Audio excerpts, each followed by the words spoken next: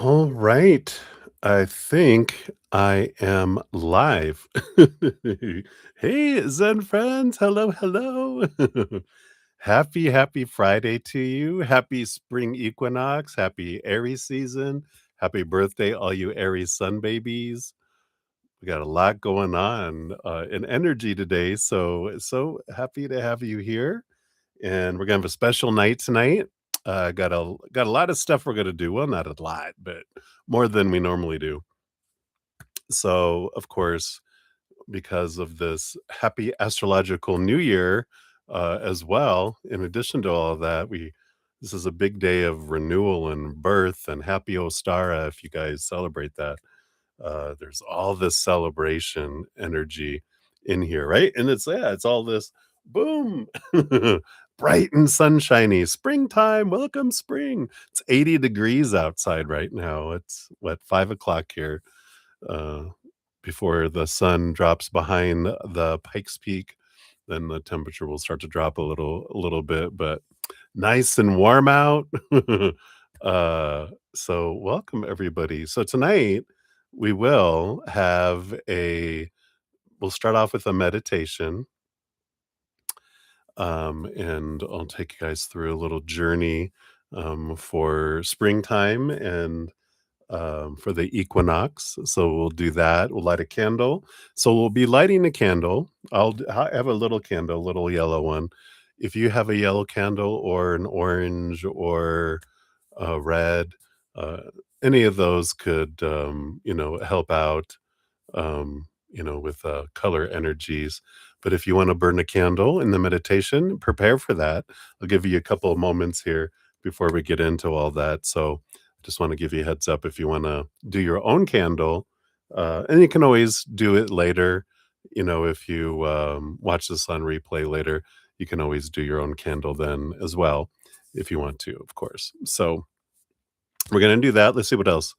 Yeah, we'll have a ritual, and then I am gonna have a special drawing. If I might do it during it at the end of the session, or after the session has ended, I might just include it like I normally do, because 'cause I'll probably forget to do it live because I usually do it after the stream has ended.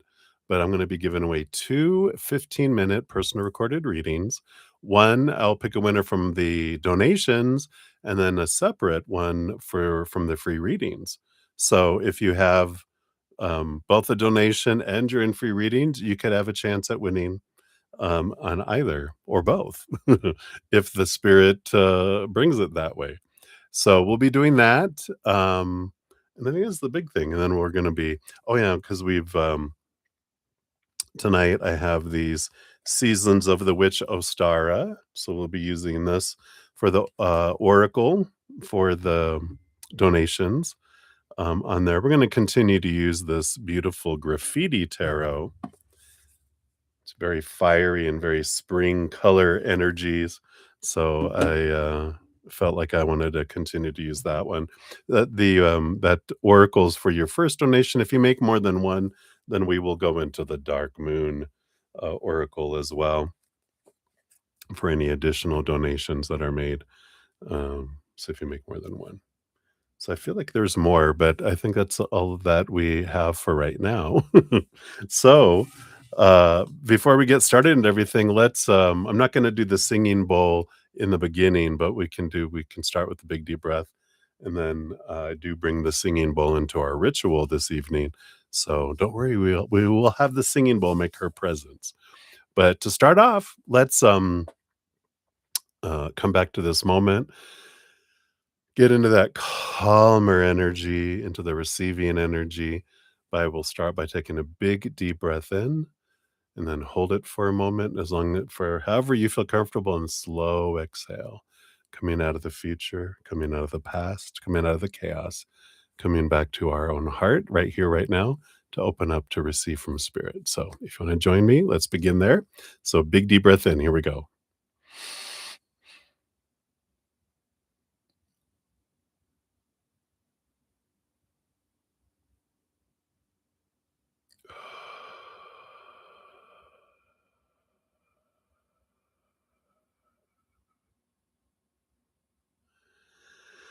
Beautiful, beautiful. So, thank you guys. We'll give everyone just a couple more moments here to pop in here before we get into the ritual. So, hey, everybody. Hey, Olivier, Deb, good to see you. Leslie, thank you so much. I do not have my own deck as of yet. I've got ideas and ideas and ideas, and I have intention to create my own tarot oracle deck combo and just have one kind of oracle tarot deck where like the tarot's on one side and oracles on the other and have them interact. So I know soon. Yeah. Soon as in, from spirit's perspective, eternity. Yeah, it can always be there for sure. So I'll keep track of everyone here. Let me see. I think we have Bonita. Hello, good to see you as well. I got your let's get you onto the free list here. I think I've got everyone else. The chat did disappear, but it disappeared after I had grabbed everything, as far as I know. So um I do have a DT, Touch of Love, Miniheel, Maria P, and Bonita. I got you guys on the free reading list, and then for donations, I do have Jojo, Leslie, Marissa, and then 2 from Maria P via the PayPal. So I do have you guys listed, and we got you captured here. So, yeah, Mercury went direct today, so I don't know what's going on. Like, it caught up, it purged suddenly, but yeah, the Mercury retrograde is over. We're direct now. Between now and April 10th, we'll be in the post shadow, so that's all good, you know, to move forward. We can start moving forward now, but ideally April 10th, um, through at least the end of April. I know we don't have any retrogrades at all, so big movement coming up, and I mentioned that I think in the meditation. Who knows, I start the meditation. I started, putting all the notes from spirit, and then, like readings, I usually forget until they bring it back, so right.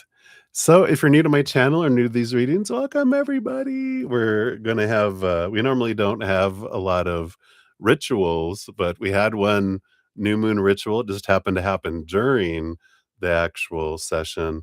And then I thought today with the spring equinox, since it's the whole new year, we're starting on Aries. That's the beginning, and we're gonna go all the way on to Pisces again. So it's a very special rebirth type of energy for today. And you guys feeling the Aries moon, Aries sun, all this Aries energy. There's a couple other planets in Aries too that are just really magnifying. So, so welcome if you're new. I'm Bretta Z. We will eventually spill the tea.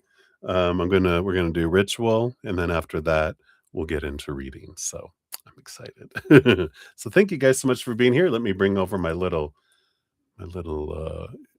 cheat sheet here, and because they did have me write out the meditation, so we will do that. We've got a little candle that we will light, and then we do have the singing bowl, like I said, that we will bring in.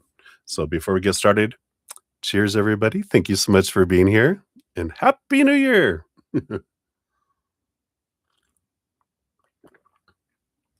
All right. So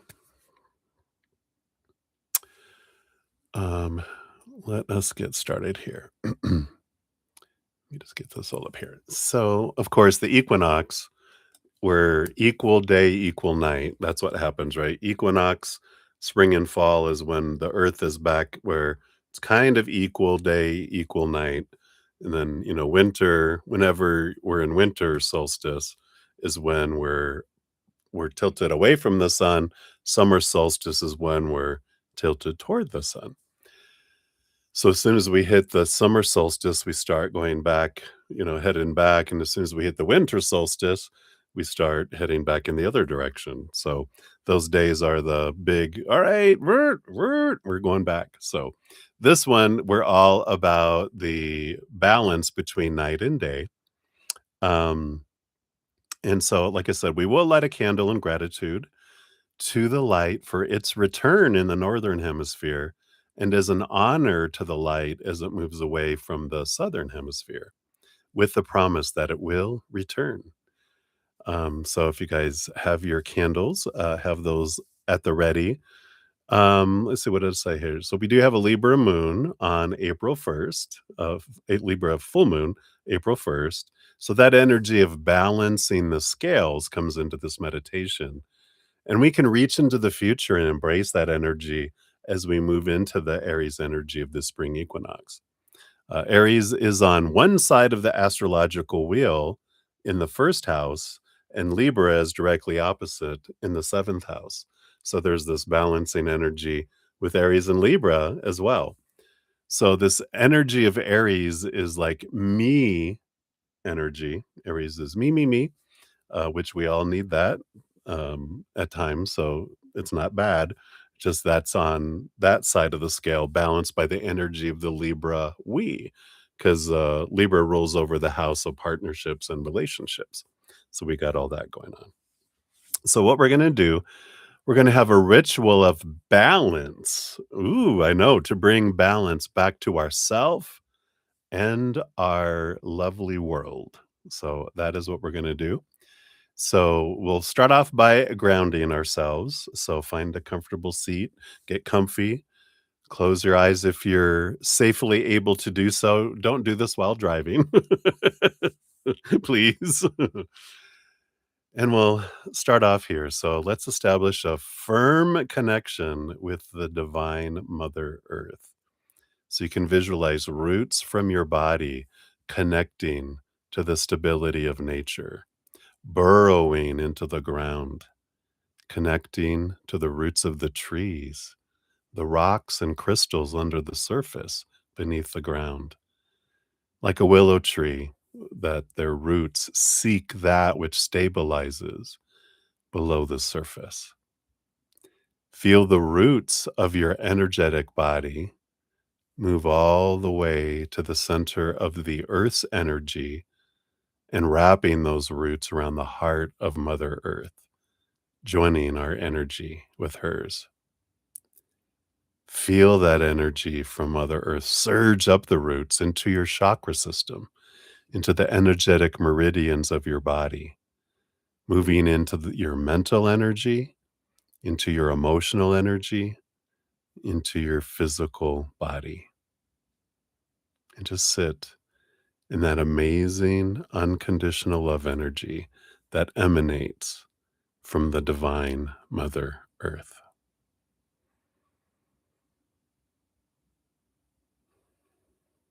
It's beautiful. Next, we focus on our internal balance. So, see scales, the balancing scales in your mind's eye, scales that are out of balance in the moment. On one side, heavily weighted are those things that are lower vibrational, rooted in fears and wants and needs and expectations, feeling so heavy and so hopeless. On the other side of the scales, much higher than this heavy feeling side, is the higher vibrational, rooted in unconditional love and joy, peace, gratitude, laughter, and play. And as you inhale slowly and deeply, invite in clarity and balance. You can reach forward in time and energy to the Libra full moon on April 1st. And let that energy absorb into those scales, adding its balancing magic that helps you move things from the heavier side of the scale to the higher scale by transmuting the energy through clarity. So as you inhale, picture that deeply.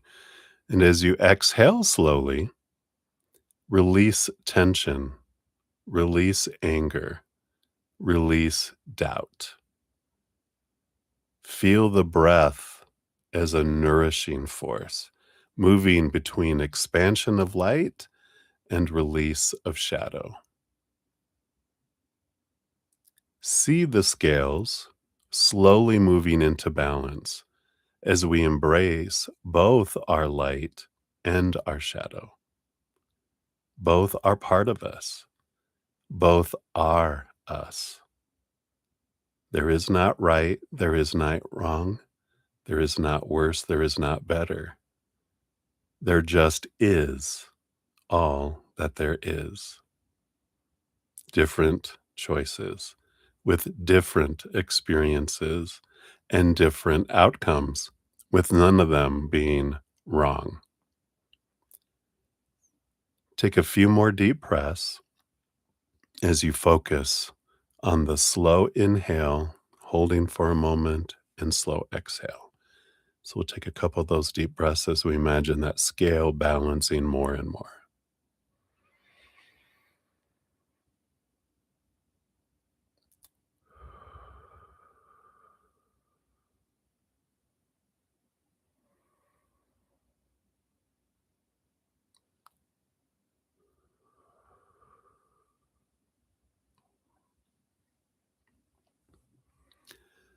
Now let's harmonize with nature as we connect with the four elements through our four elemental spirit guides. And if you're not familiar with your elemental spirit guides, that is fine. You don't have to be for this meditation. And after we're done with the meditation, I'll provide a link to a playlist if you want to connect deeper with them and understand more about them, because I have a series on a quest of connecting with those spirit guides. But for now, just know that they know you, even if you don't know them deep, deep, deep, deep. So we'll begin with the earth element. So we're already connecting with Mother Earth herself. So breathe in more of her energy. And we can also invite in the planetary energies of Saturn and Venus and Mercury, who influence the astrological energy of Capricorn, Taurus, and Virgo. We invite in our earth elemental spirit guide. We acknowledge our earth body, our physical body, and our physical inner child who was formed from 14 years old to 21 years of age. Just imagine all of that group of beautiful energies. We come together as one mighty force, feeling the stability of all the support in our physical being. And we feel this energy strengthen our physical body. So sit in that for just a moment with a big deep breath in and slow exhale.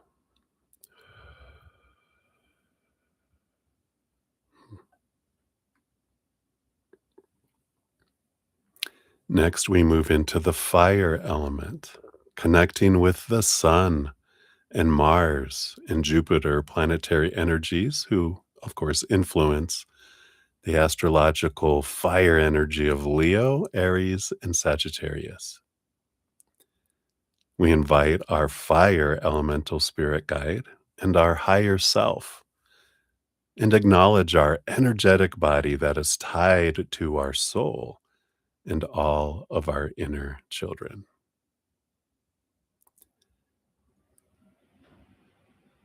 And imagine a warm, bright flame in front of you, bringing energy, passion, and transforming negative energy into love and vitality. So I'll light a candle right now for all of us. And if you have your candle in front of you, you can ignite that light now and let it ground and balance this amazing fire energy and let it burn away that which no longer serves you. So we'll begin here, and this is for all of us.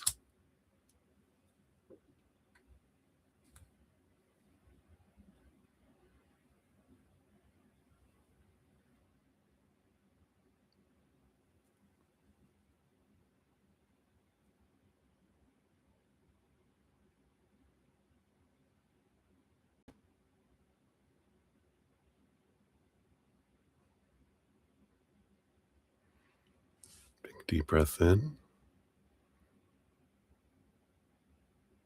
and slow exhale. Of course, I'll keep that burning over here in a safe spot for us all.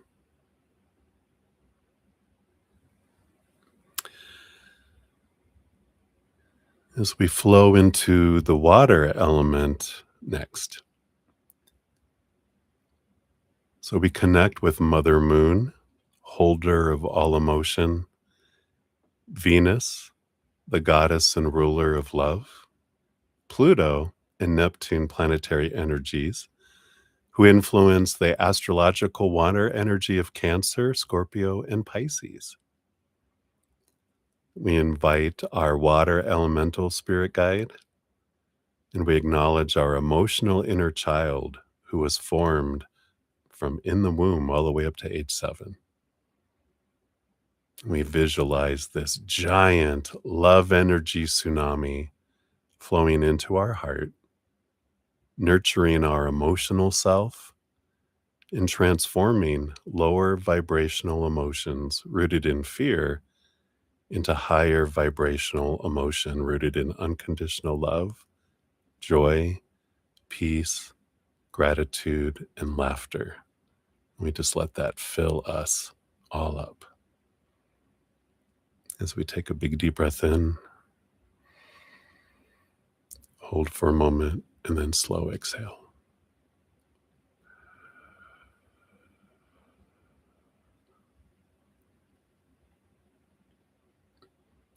Lastly, we move into the element of air.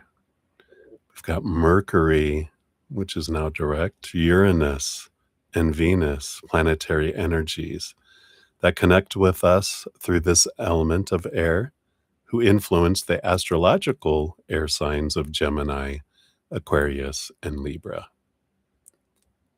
We invite our elemental spirit guide of air and acknowledge our mental inner child that was formed between 7 and 14. We can imagine a gentle breeze bringing lightness to your mind and spirit. Breathe in this gentle breeze, slowly inhaling, holding for a moment, and then slowly exhaling.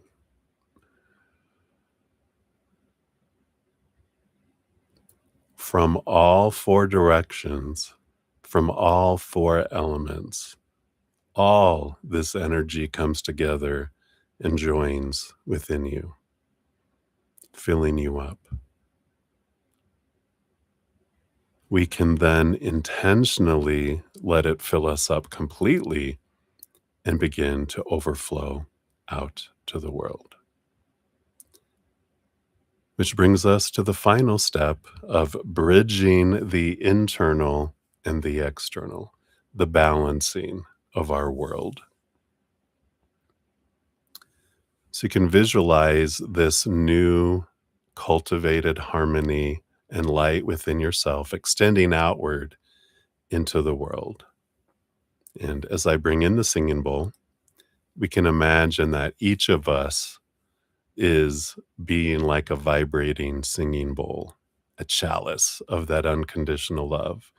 As we pulse out this energy to the world, we can see and feel this powerful love vibration rippling out from us to the world. So we'll begin with the singing bowl so you're not shocked suddenly. Here we go. See that unconditional love flow out from you into your home. See it flow out into your neighborhood. See it flow out into your city.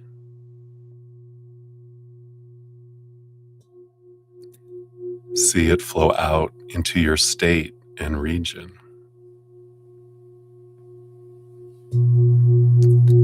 See it flow out, flowing throughout your country.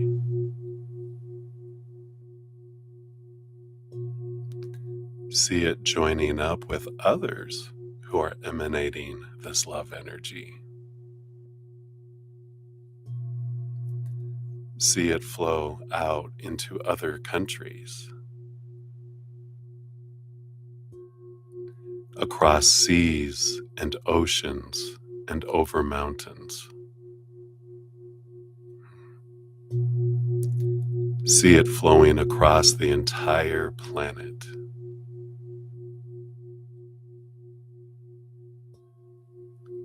See it encircling every position of authority across the world,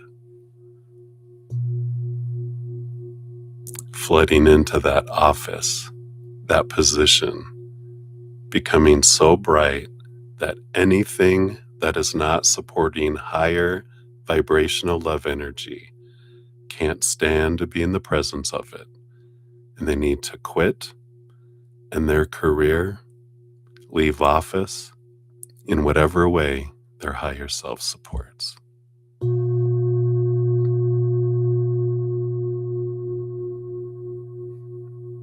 See the love, feel the love, and be the love.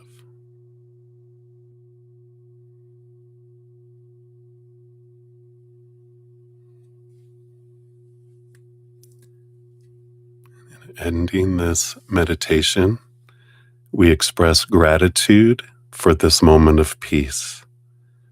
Gratitude to our fifth elemental spirit guide, our ethereal spirit guide, our guardian angel. Thank you for guiding us and protecting us. Thank you for being with us in every moment. We are safe. We are loved. We are love. Take one last big deep breath in. Hold for a moment and slow exhale. And slowly return to your physical space, bringing with you a balanced, calmer sense of self and carrying that into your actions, into the world. Beautiful, beautiful, beautiful. Woof, woof, woof, woof. Hope you guys enjoyed that as much as I did. I almost just want to keep meditating. So thank you guys for your patience in doing that and joining me with that. If you are interested in diving deep more into your elemental spirit guides, here's the playlist I mentioned. If you want to check that out, you can connect with all of your elemental spirit guides through those sessions. So Happy New Year. I feel so calm. All right, let me put this over here. Not too far. I don't want to catch anything on fire over here, but we'll keep the candle burning over there. And let me take a quick sip here. So cheers, cheers, cheers, everybody. So grateful.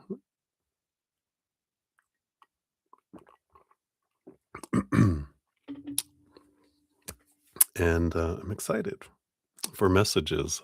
We're in the zone now. Let me close that down over here. Oh, I'm so glad, Deb Deb. Thank you guys so much. I'm kind of need to reground myself here for a moment. Get back into earth here myself. So thank you guys so much for all your love and all your support and all the thumbs up and all the hearts. That I kind of saw the hearts going, sending the love out, sending the love out, sending the love out. So Thank you guys so much for being part of the love tsunami for sure. Um, so welcome everybody. If you joined just now in the middle, you can you can always rewind to go to the beginning and listen to that the beautiful meditation we did for bringing in this new year. I'm excited for the love and transformation of the earth as we go forward here. So I like that. Yeah, I think we all need to ground, right? Well, we can just flow with spirit and what comes in, right? We don't need to leave it. Let's just hang out in it. um, but if you are new to my channel, welcome, welcome. I'm your brother Z. We will spill the tea here in a moment. If you want to know how the whole process works, everything's down in the description area of the video. Um, Free readings are first come, first serve. All you do is put your question out in the chat. If you don't know what you want to ask, you can ask for a general reading. We'll see what spirit has for you. Or if you want to keep your business to yourself, that's quite all right too. I don't need to know. Spirit knows. We just pull cards and see what they have. So you can do that. If anyone makes a donation, I do honor that energy exchange. I prioritize those readings, step out of the free readings, and we dive deeper, pulling more cards for those too. And then you also get a fortune cookie of some sort, an oracle that helps round out your reading. If you want to make a donation, you can use the super chat at the bottom or in the description area of the video. It does have my Venmo, Cash App, PayPal, Square, and newly added Google Play, not Play, Google Pay as well. And I don't have any set dollar amounts, whatever you give from your heart. I know you're giving what you can. I'm grateful for that. I honor that. And so that's how that works. I also know not everyone is able to give, and that's why I do try to get to free readings every session. 2.5 hours in, if I do not have not got to free readings, I'll step away from donations to dive deeper in, and not dive deeper, but dive into the free readings for about 30 minutes. Then I return, finish out all donations, and then I return back and finish out usually all the free readings as well. At the end of the session, I will post a pinned comment that will list all the readings completed with timestamps. And tonight, it will also list who the two drawing winners are. Yep, I'm having a drawing tonight. Is celebrating spring equinox. I'll have a drawing from donations and a drawing from free readings. So I'll have two winners that'll win a 15-minute personal recorded reading. And yeah, and that's so that'll be listed in the pinned comment as well. Yeah. And I think that's the blah, blah, blah. Also, in addition to that, I know I do. I talk a lot in the beginning. It's okay. Thank you for your patience. Because I'm going to do it anyway. I used to feel bad and feel guilty, but I'm like, no, this is telling everybody about all the free stuff and the giveaways and all that. And not everyone, especially new people, don't know that every full moon and new moon, I do have a giveaway where I give away a 30-minute personal recorded reading or one of my energetic hedges, whichever you prefer. We have a full moon coming up on April 1st. So here is the, what's that? Hold on. Okay, sorry, my keyboard was abandoning me here. So April 1st, I'll have a drawing and I'll post a video on that day with the winner. But if you want to know how to get into it, check it. Also, around every full moon and new moon, I do put out a separate video talking about how to make the most of that energy. This one's from the new moon in Pisces that we just had a couple days ago.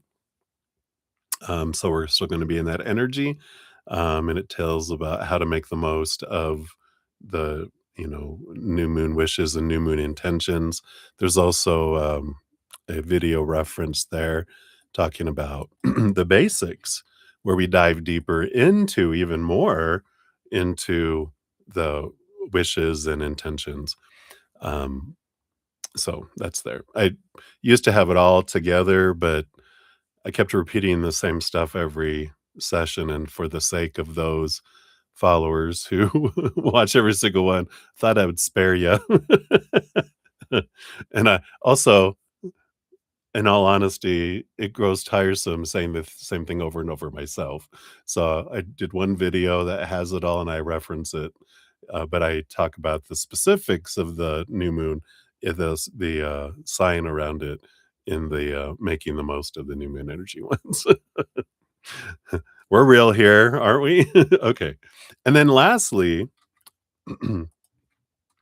I do have a podcast called The Easier Path that comes out every 2 weeks. So we just came out with one yesterday, Adventure 13, Faded Love.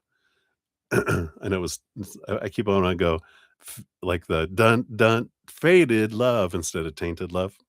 But it's a wonderful this is a little extra longer one because we do dive into all of the some more tools and things on, what is do we have faded soulmates, soul partners, twin flames, and telling the difference between them all and expanding on it a little bit and diving deeper in getting some tools on how we can have smoother relationships and some questions that we can ask ourselves. Is this the best relationship for me or not? So if you're interested, check it. And then if you want to catch up on any of the previous episodes, all my playlists are linked down in the description area and then also on my main page as well. So that is all the Shazama. Let me do my final hellos and get everyone on the list here. And then we'll get started into everything. Uh-oh, what's going on here? Let me unpin this up here. I think that's what the problem is. Yep, there it is. It was hiding things. All right, so I think we got down to, I think I have Bonita. Yeah, I got down to Bonita here. So hello, hello. And I saw those. I saw those. Thank you guys for all your wonderful blessings here. All right, got Livier. Hey, Livier. I'm going to start from the top because I'm putting numbers by all these to make it easier when I pull the winners. I know who won very fast. That's why I might do it actually live at the end. And we got here. And then Jojo. Thank you. I see your question. Let me get that into your donation up here. Boom, boom. All right. Hello, hello. Happy New Year. You guys are hilarious. And then Doll Face Diva. Hello, hello. I see your general reading there. We got you there.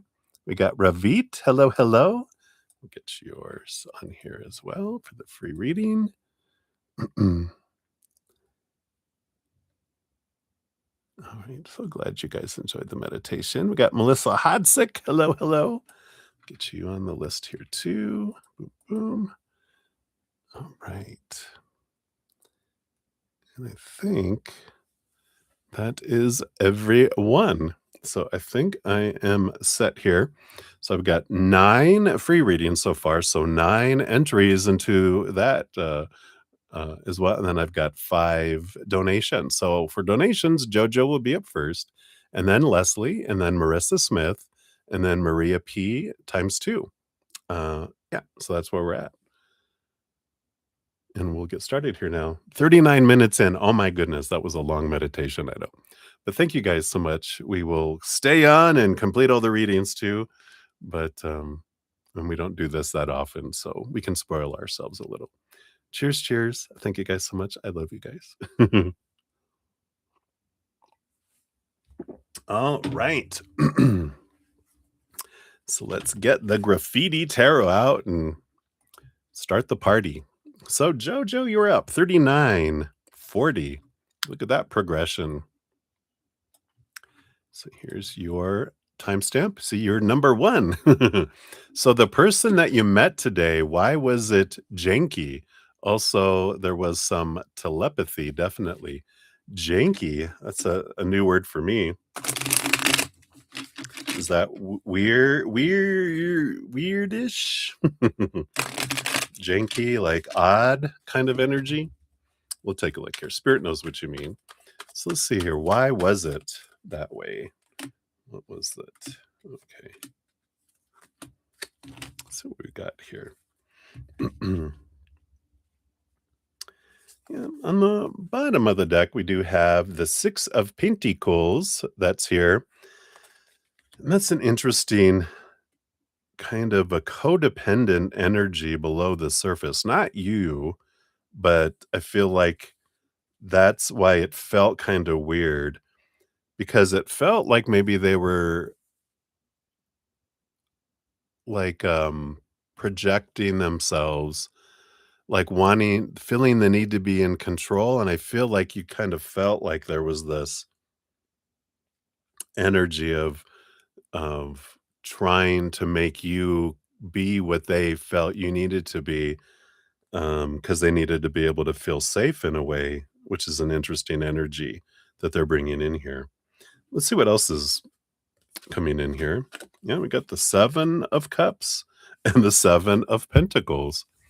So, we definitely have here these 2 sevens. um, a lot of conflicting energy.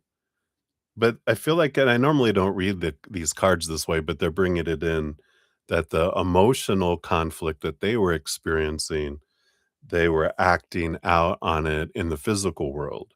And with that 6 of Pentacles, that progression of going into the 7 of Pentacles, that there was some of that.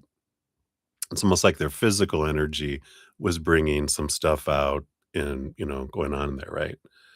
Um, so let's see what else was here. Yeah, we got the 4 of Cups,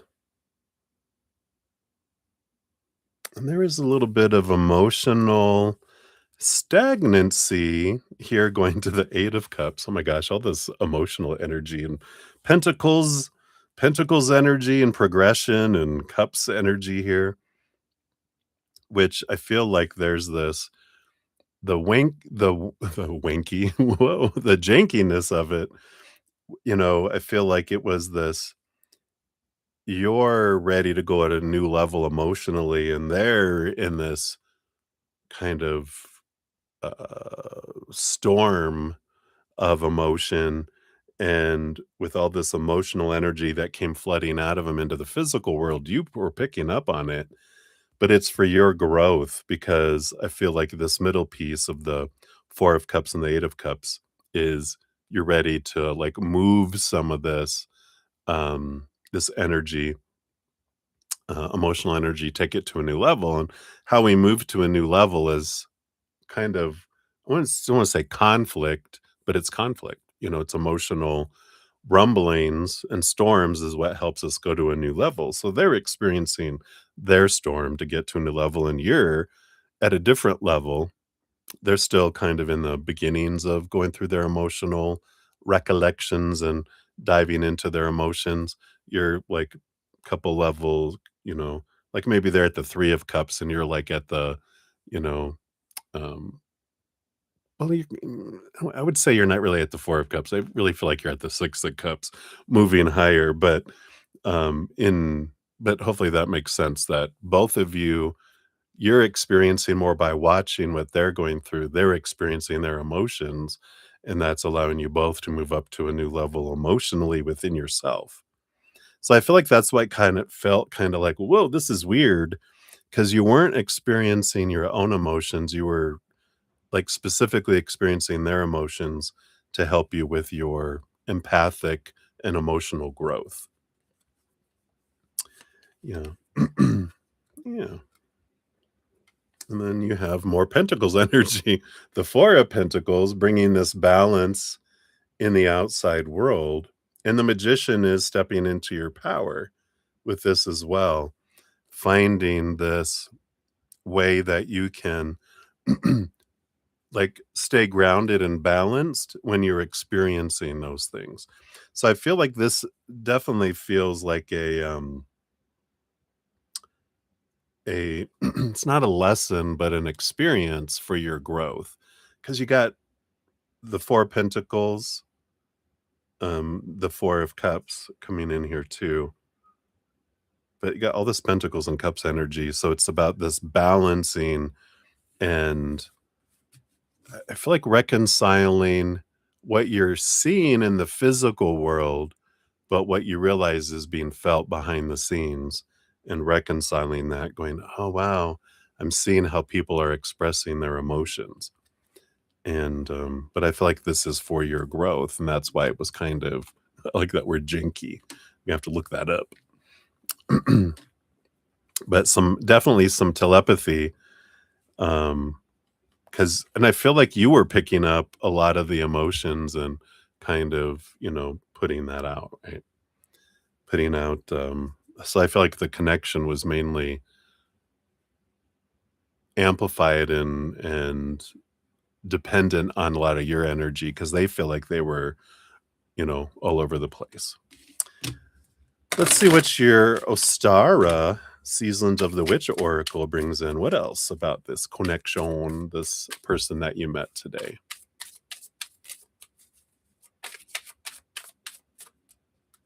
This one here. And you have the Painted Eggs. Interesting. So, number 27, in the pursuit of your truth, you must master your own craft. Well, there you go. So, number 27, let's see what we got here.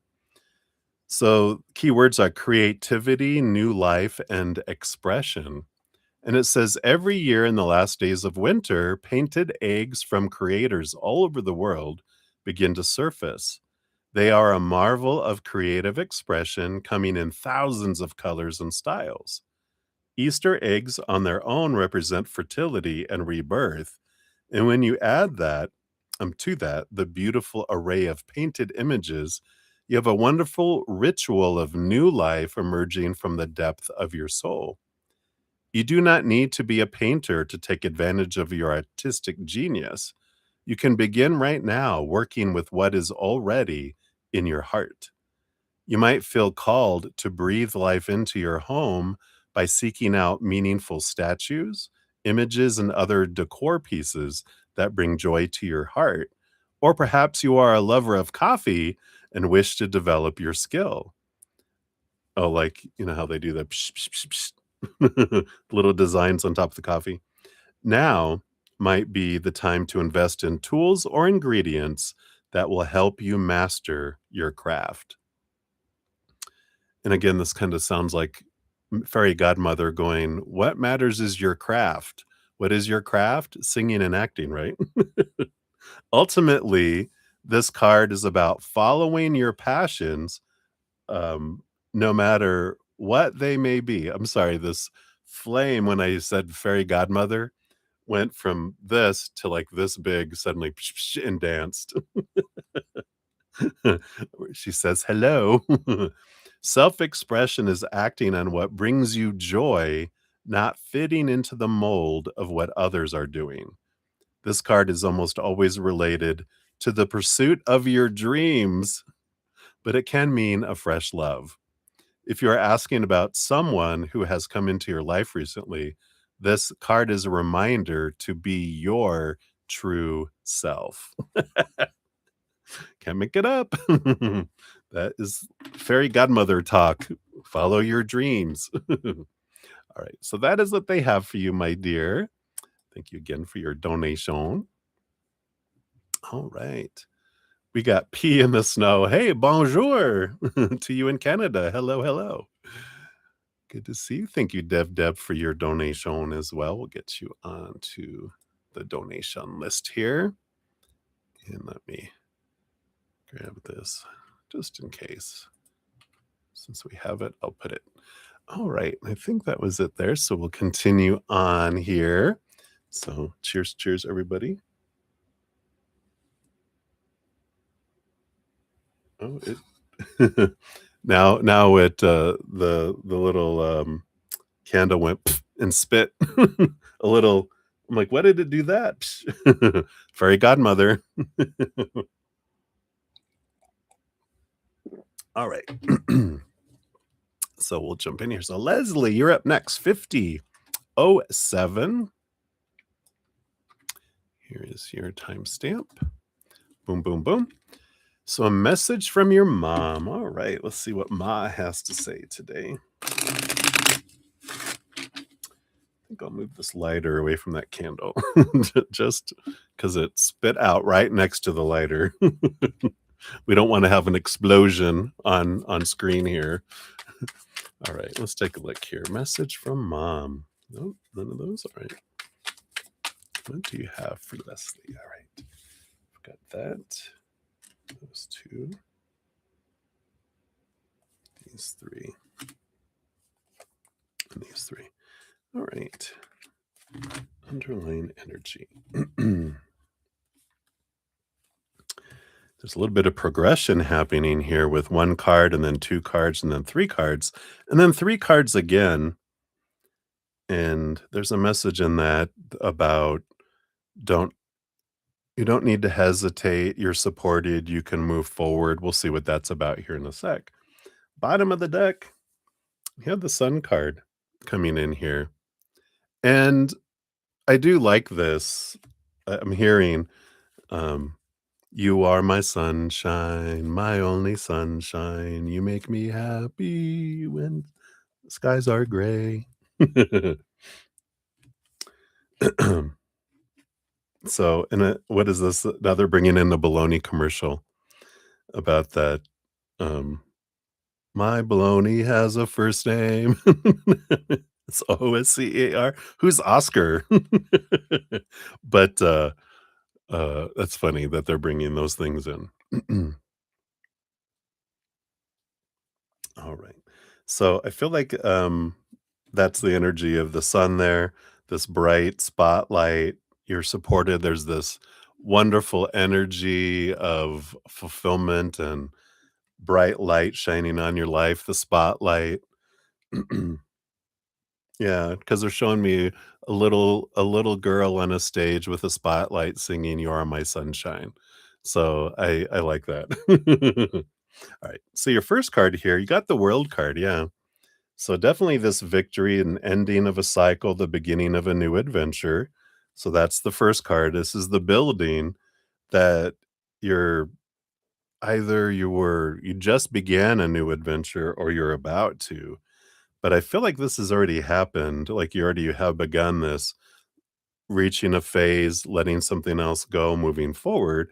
She's very much supporting that, and celebrating that with the Sun card too, like this is a victory. Um, yeah, because it was happening for a while with the 7 of Pentacles, and then the Fool card is the new adventure. So you had this ending, you were beginning this new adventure, but the Fool card is this new adventure. And I feel like a lot of the new adventure came in with this World card and the Fool card and the 7 of Pentacles is like, I got something, I got to somewhere, but then I'm like, yeah, that's not what I want to do. It was good for what it was, but I want to change direction. And I feel like there is this, yeah, it didn't bring me what I thought it would, or it brought me enough, but now I'm bored with it. I'm not as satisfied with it. I'm not as excited about it as I used to be. And now I'm ready to go this other direction. So I like this. And yeah. Because your mom's going, yeah, the patience of getting to something, when it's something you want, you will hold out and go for it. And when it's something you don't want, that's when you become impatient with it. So she's saying that, it's okay to be impatient, because when we're impatient, that means that's not our dream.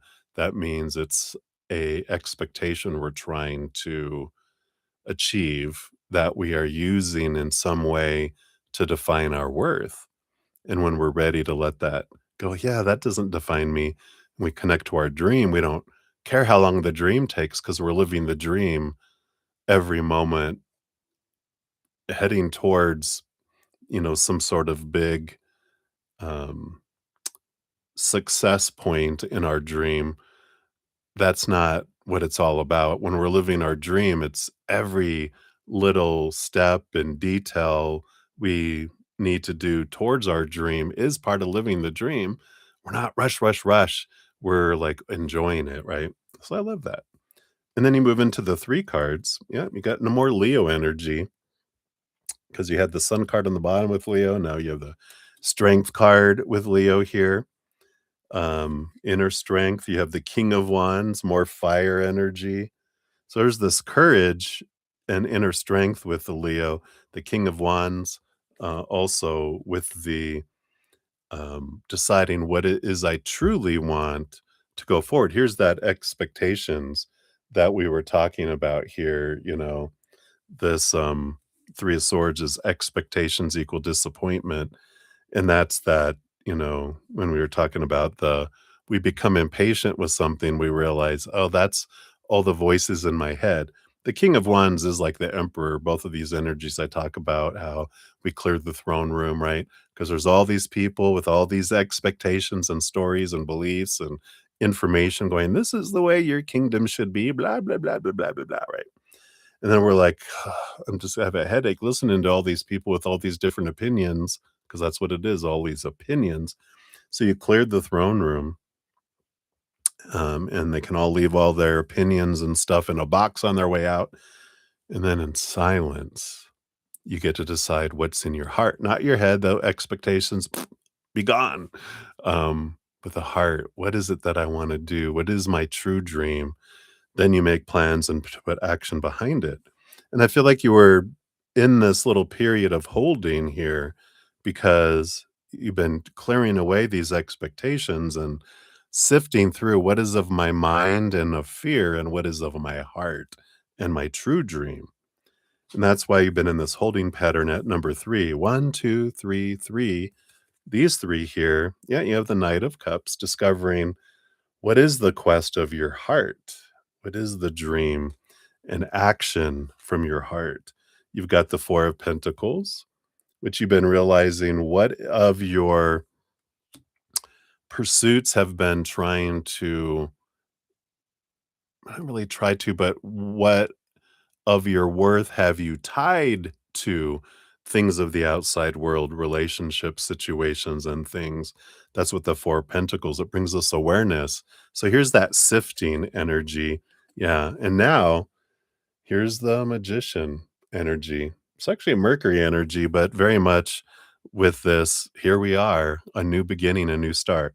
Perfect energy right now with all this Aries to move forward. And I feel like her message to you is be gentle with yourself, be kind to yourself, take the time, because you don't want to head off in a direction going, I just need to get going.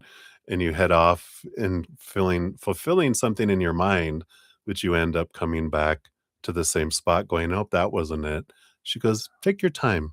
I feel like something that mom would say, which is, it's best to take a moment to really gain clarity than to spend a lot of time in action just to have action going on. It's like a person who stands still and then eventually, once they have their clear direction that takes one step, goes so much further than someone that's just going in circles that ends up at the back, at the same spot over and over again. So they're like, it's okay. You are making the most of your energy because you can go in circles and waste a lot of energy or stay still and find your direction and then just take one step. You've made so much more progress than going in circles. I like that. Underneath all of that, you do have the 8 of Swords, yeah.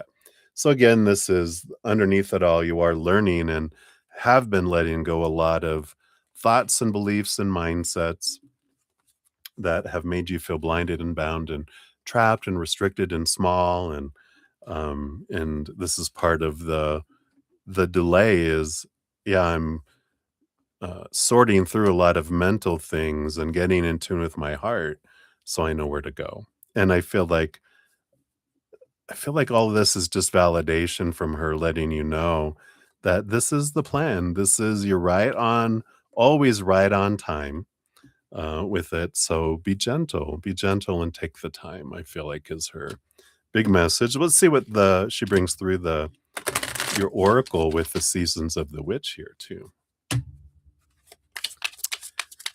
see what we got here. What else? This one here. All right. What else does Mama have to say? Easter egg hunt. Yeah. Number 11. Beautiful number. What you seek may not be what is seeking you. Perhaps a shift is what is needed.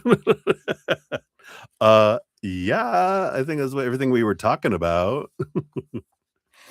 Just to dot the I and cross the T and underline it, right?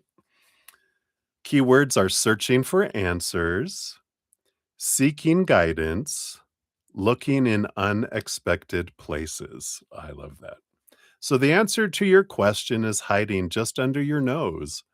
You may have passed it many times in your haste or through attempting to look in a place you deem more desirable. Take a look again, and you might find it hiding there in plain sight, or you may need to look in the areas less traveled. Perhaps the biggest rewards are waiting for you in a place most people have avoided. There is an easy and rewarding pathway forward for you, even a new era waiting peacefully to be discovered. But a different cycle comes with fresh challenges and will require unfamiliar things from you. This is your chance to think outside the box, searching for answers in unrelated or unexpected places. You may need to find people or experiences that awaken your inner magic and inspire you to be bigger than you are. Or perhaps you can be that person for yourself, choosing to motivate yourself in a way you've never done before. This card also guides you to remain curious, ask questions, seek new adventures, and look for deeper meanings. The more you ask, the more you'll learn, and each Easter egg of knowledge offers either a deeper understanding of your hidden potential or a piece of information to help you in your endeavors. Wow, I love that. So much of what we were talking about. So that is what Mamakins has for you. So thank you again for your donation. Many blessings. I love her energy. She's like serious, but not. Like she's showing herself as being very serious, but also very funny. And it all depends. So that is what they got for you, my dear. Hey, Jojo, you fell asleep. Here's your timestamp if you need it. Excuse me. So cheers, cheers to you. And thank you so much. All right. Excuse me. I got all the windows, not this window open, that's right here, but all the other windows. So yummy, yummy. Eating all the tree pollen. Yum, yum, yum. All right. So we'll continue here. Let's see. Did I miss anyone else coming in here? Nope, not one else. Thank you so much. So grateful for you as well. Thanks for being here. All right. So up next, we do have Marissa Smith. Marissa, here is your timestamp. Number 3. Boom, boom. And what does Spirit want you to know about this point in your life? You feel like there's something they want to tell you. All right, let's take a look here. See what that is. So what do they want you to know about this point in your life? Okay, thank you. All right, I want this one and this one and this one, then this one. Those two. They're throwing that third one in and this one here too. All right. What do we have coming in? Oh, okay. I feel like doing the Jaws theme song. Dun, dun, dun, dun, dun, dun, dun, dun, dun. Because the bottom of the deck, you do have the Tower card, which I know can freak us out sometimes, but it's a wonderful energy because the Tower is all about rebirth kind of energy. I think it's Pluto, Scorpio energy, but it is about something significant being moved out of your way to clear the path to head in a direction that's more in alignment with your true worth, with your true essence of what you want to express and the energy of who you are. So it could be someone or something that's moved out to make space for something that's more in alignment.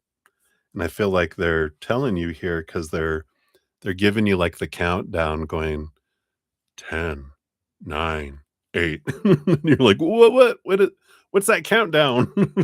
So they're gonna tell you here more, I imagine. Yeah. How interesting that you got the 2 of wands that looks like the 11 of the justice card next to each other. And the 2 of wands is about energy, of course, being aware of where you're investing your energy. But the justice card is they're giving you this higher knowledge with that ace of swords that the, lady of justice that she's carrying there and the scales. And I do feel like Libra, full moon energy that we do have coming up on April 1st is an important period here. And I like that they're saying here, because this is like above the tower, that you're the one that gets to decide, is this going to be a feeling of something happening to me, or this is something happening for me? And whatever you focus your energy on with this, as the tower kind of catches fire, it's okay, you know, I I get to decide what something means. Um and the energy I put for it. Because it can be this wonderful energy of balance, or it could be an energy that things go really out of balance. And it's all up to you what you want to experience. So I like it because they're telling you that this isn't an out of control kind of situation. I feel like through it, you're agreeing that this thing needs to be removed, or person or situation or relationship, whatever this is. Maybe we'll find out more here in these other cards, but I feel like you're in agreement going, yeah, burn that down. Here's some gasoline. Let's just make it burn faster, right? So I feel like you're ready for this, and you have that empowerment to decide, you know what? I know this is for me. And I feel like you're in a big place of being really honest with yourself. And so you're like, yeah, I'm honest. This needs to go. And I'm not gonna take the route I would have like a year ago, 3 years ago, 5 years ago. Like, you've grown so much in this last year that you're, like I said, you've been really you've pretty much been honest with yourself like a lot of your life, but I feel like you've been severely honest with yourself this last year. So I like this for you. Let's see what they'll tell us here, coming up next year. Yeah, we have the 3 of wands, and I do feel here, because this is you changing direction with new information, and so you're deciding to go, yeah, an ace of wands is you taking action and going this, and the 4 of cups. Yeah.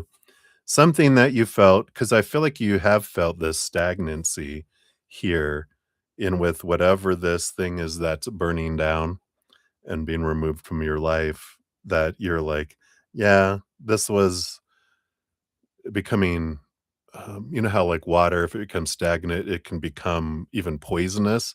It's like, yeah, this is becoming on the verge of like not good. Things need to flow. This We need to have water flood in and overflow this to get all this, pure life-giving waters to come in and instead. So I like that. Let's see what else they're telling me here.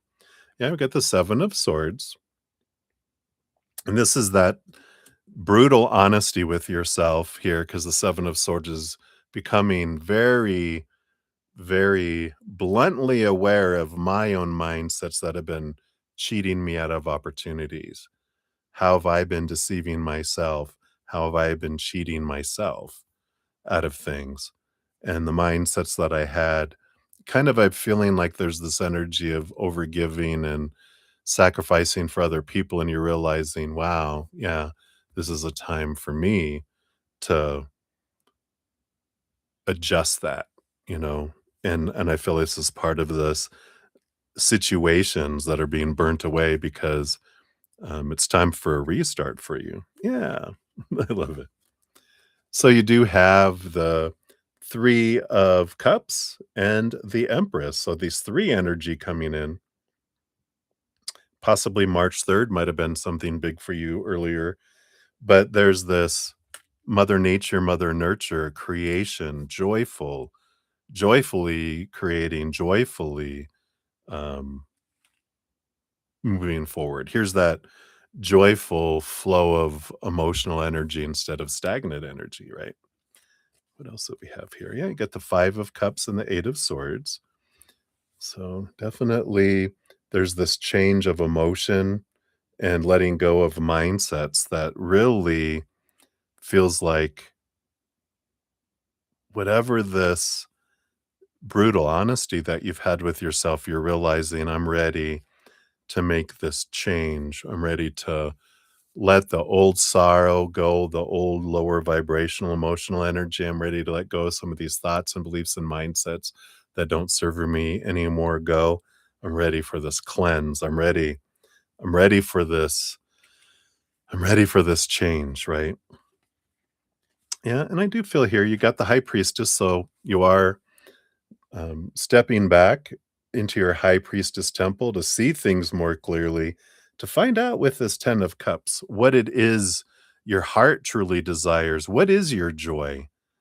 And I feel like as this mental um, static clears, this mental fog clears, because it's a lot of this, you know, um, whatever situation recently has happened, it kind of uh, brought in mental confusion because when we're in fear, like fears were ignited, it does that because it doesn't want us thinking. It just wants us run or fight, fight and then run, get to safety.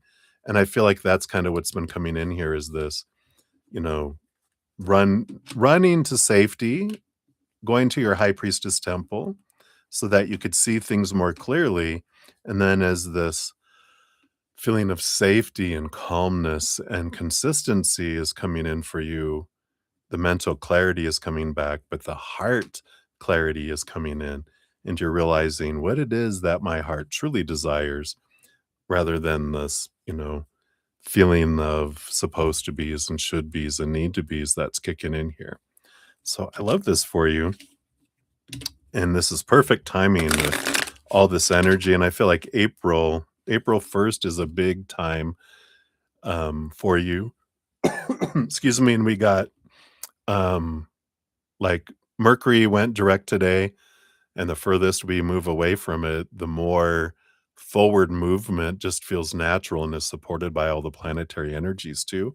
So April's going to be a big month of forward movement, I feel. Um, so I like this for you. No fooling. For your fortune cookie, you've got grasshopper. I like this. A grasshopper fairy playing a violin. Card number 18, the whispers of your desires are guiding you to trust the unfolding of your story. Wow. It's kind of what we're talking about a little bit there. Let's see what else they bring in here. So the keywords are quantum leaps, good luck, and your soul song. Wow. Grasshoppers are a nearly universal symbol of good luck when they appear, and the same is true when this card hops into your spread.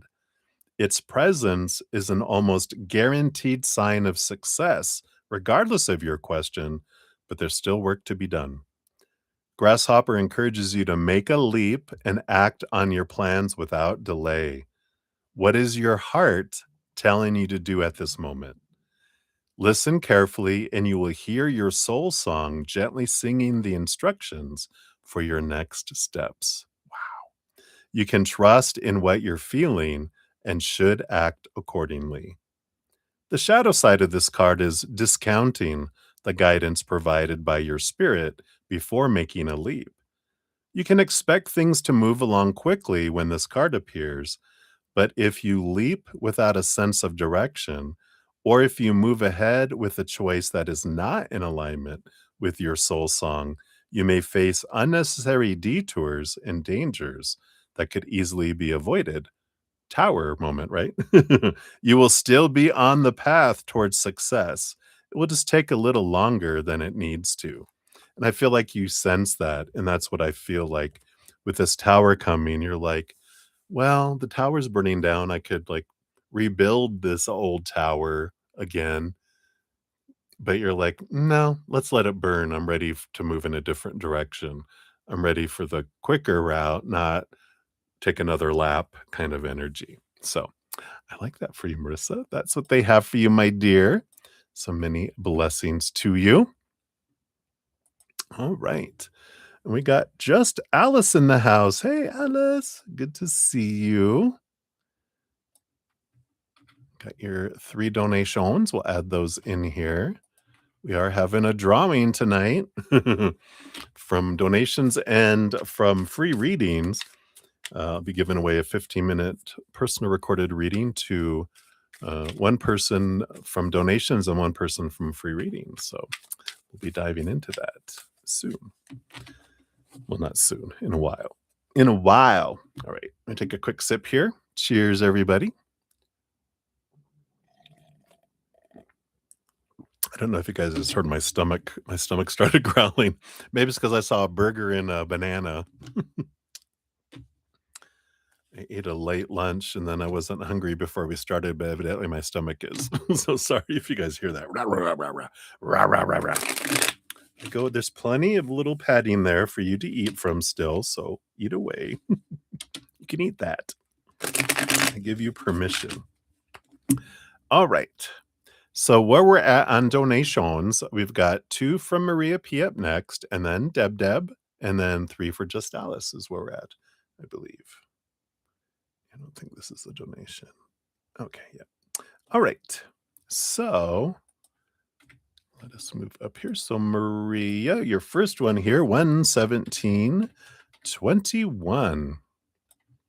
So here's number 4 for you. I'm going to do them a little different tonight. They're going to have numbers in front of them for when I do the drawing later.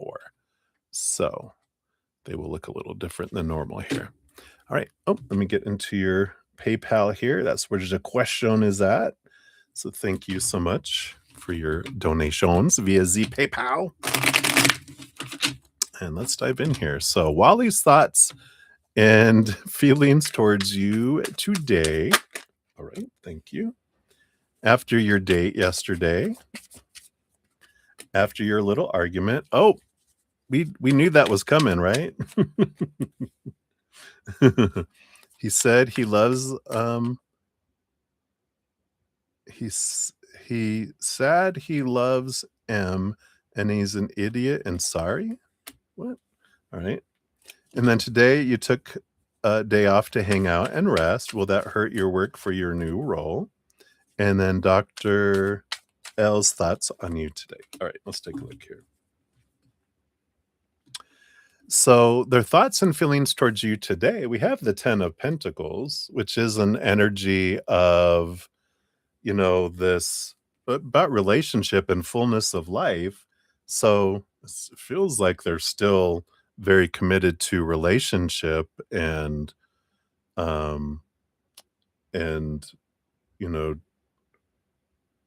is drawn to that. So it feels very much solid energy with this here.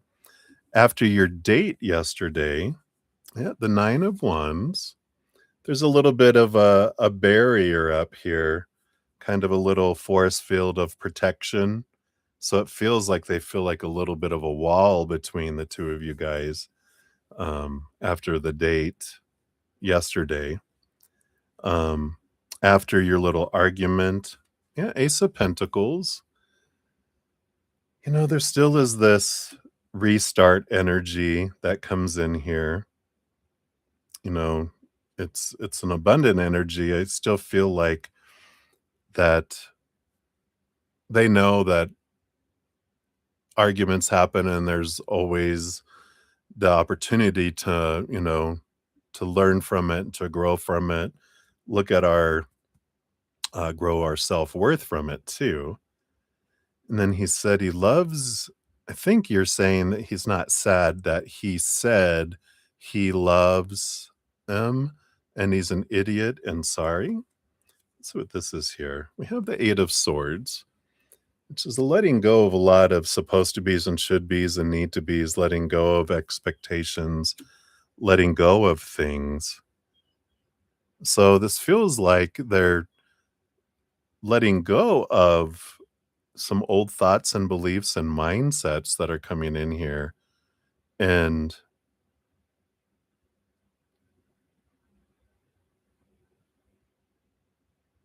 I don't know, this is like trying to open a flow of communication is what I feel like they were trying to do with this because the 8 of Swords feels like, it's the card of thoughts, but it's also a card of communication, and I just feel like they're trying to get flow and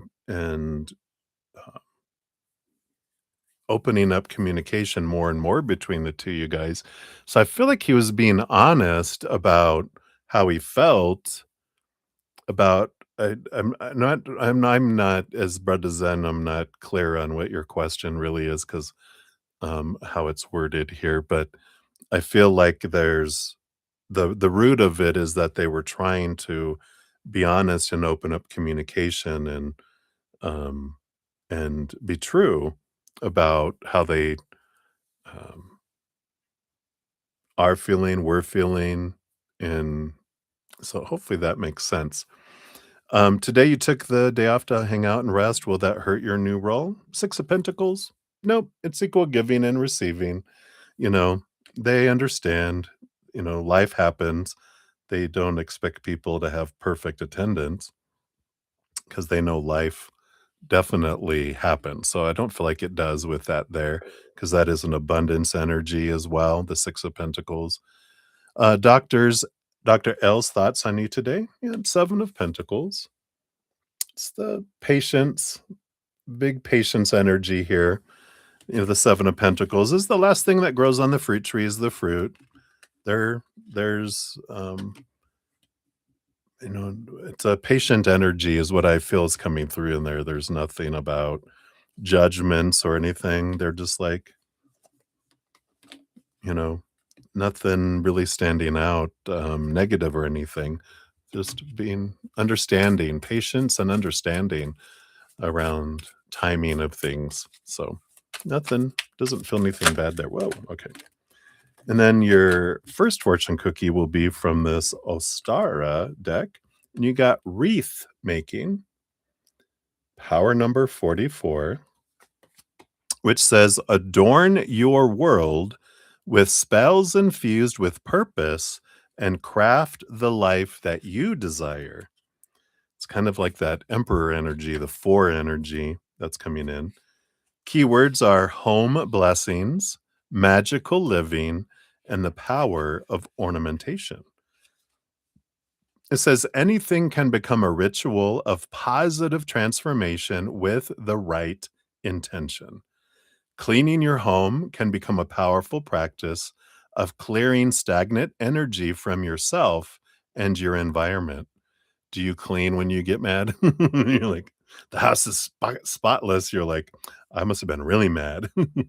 Filling your home with fragrance can easily present a chance to uplift the spirits of those who dwell in your space, and adorning your home with intentional decor, such as hanging symbols of prosperity or wreaths for protection, can draw in your desires.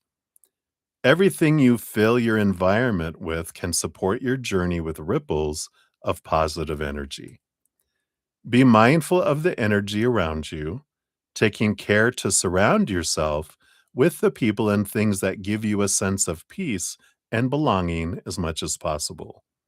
The more you fill your life with things that bring you joy, the more reasons you have to attune to the vibration of happiness and fulfillment, drawing more of this energy to you.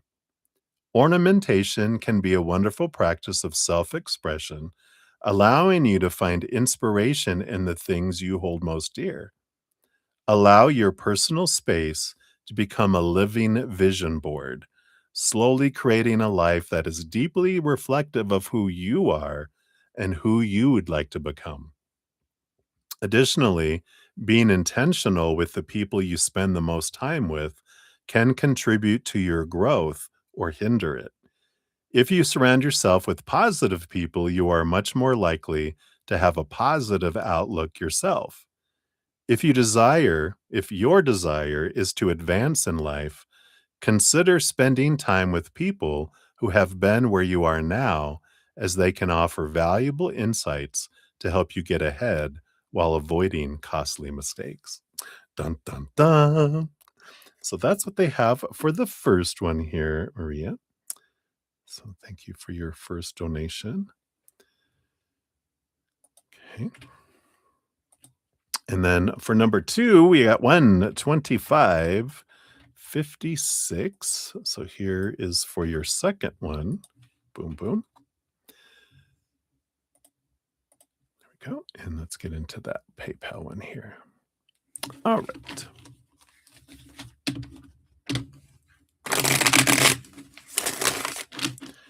So, Dr. Bob's thoughts on you today.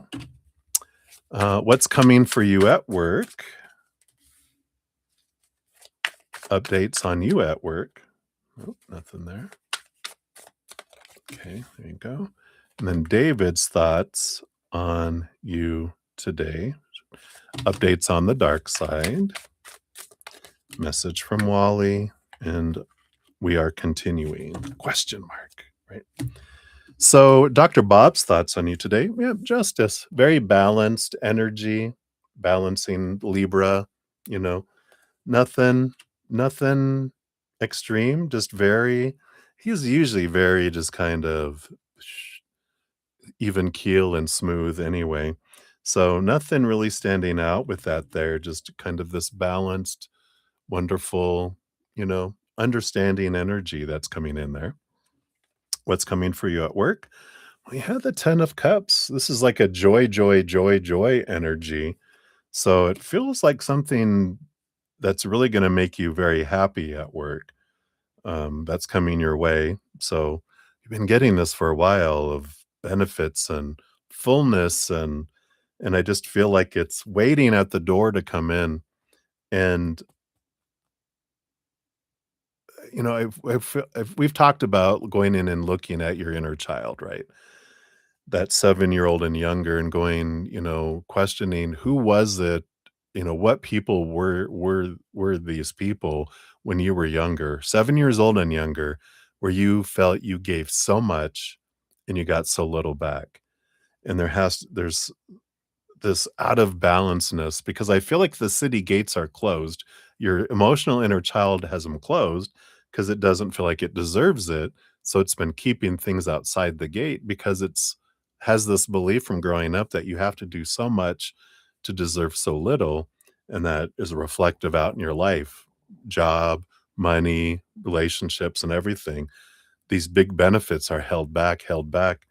Um, until it feels, oh, you've done enough. We open the gates for a moment, something floods in, and then it closes down again, starts back at zero, trying to get up to 1,000 love coins, 1,000 abundance coins to deserve to have something back. So if you haven't done that, I think I shared that before with the Six of Pentacles energy. I know I shared it with someone. I'm sure I've shared it before. And so my apologies if I have and I've overdone it. But here it is for anyone that wants to check that out. And I will put it under your number 5 timestamp in the description area once I post that, if you're watching this on replay. All right. So I feel like there's something that wants to come forward, but that's why it keeps on feeling like they're telling you this thing is waiting to come in, but it's like your inner child, your emotional inner child is the one that's going, nope, not yet. Nope, not yet. Nope, not yet. Kind of energy. All right. So it's coming to your work. Okay. Updates on you at work. Yeah, you have the 18, the moon energy. So there is this cycle in this full moon energy coming in, and I do feel like there is this cycle that's coming, and the full moon, which is fruition, is coming here for you. So again, I just feel like there is this wonderful full circle of this abundance that's coming. There is something about the moon card. There's some hidden emotions that need to bubble to the surface. And I feel like they're going to say this until you do it because this is for you about the emotions that are buried. It's time to bring them up regarding people at work to look and understand why you got upset in the situations and then seeing how the situations happened for you so that you can build those bridges because it's like the emotions will bubble to the surface. David's thoughts on you today. King of Cups, balance between head and heart. Again, this balanced energy, like the Justice card. Everyone just kind of seems to be copacetic, as they say, balanced. Just, yeah, everything's fine here today. No big thoughts in one direction or another. Of course, it is Friday, so they're probably thinking about their weekend anyway. Updates on the dark side. Yeah, we got Three of Swords. There's a lot of expectations and heartbreak and disappointments going on over there. So, um, and there is a great reminder that expectations of our own does equal disappointment. And rather than, when we're focusing on what we're wanting to happen somewhere and it's not happening according to our timeline and to the extremity we want, that's where we feel less than. And the more we focus in on what's not happening, we get more of not happening, right?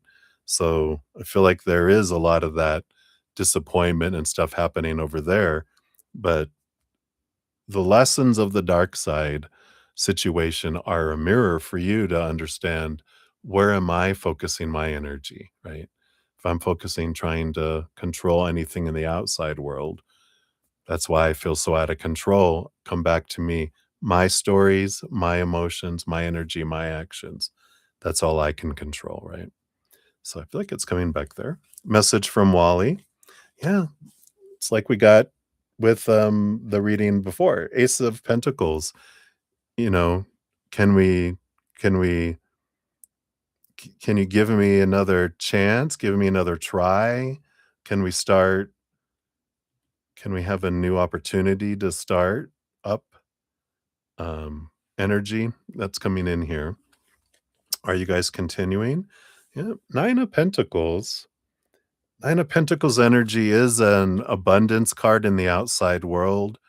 There is a little bit of alone time with the Nine of Pentacles because it's kind of hermity energy, but I do feel like it's important that you guys, especially with the Ace of Pentacles and the Nine of Pentacles, that you're remembering that each, like, you're not their life, they're not your life is your own, that you guys can share a life together, but they're not the one that determines whether your life is full or complete, or that you're complete. Your worth comes from inside you.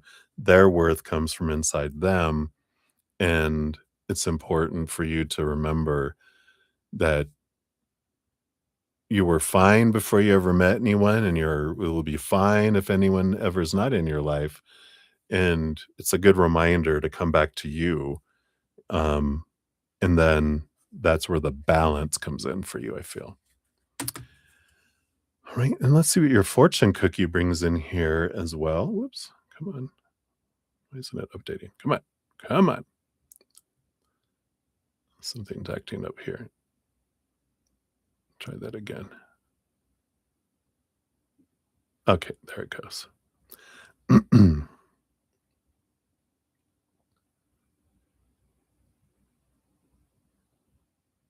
All right, there we go. Sorry. Sometimes it takes a little bit of time to get things working right, right? So this one is from the Dark Moon Oracle, and you've got Illusion with card number 12. Feels like Pisces energy. Let's see what we got here. So this card holds the energy of the dark moon in Pisces. Dream your dreams, but don't mislead yourself. When this card comes up, there may be obscured truths and hidden depths altering your perception and bringing you the extra challenge of navigating through illusions. Are you deceiving yourself about something that really matters to you?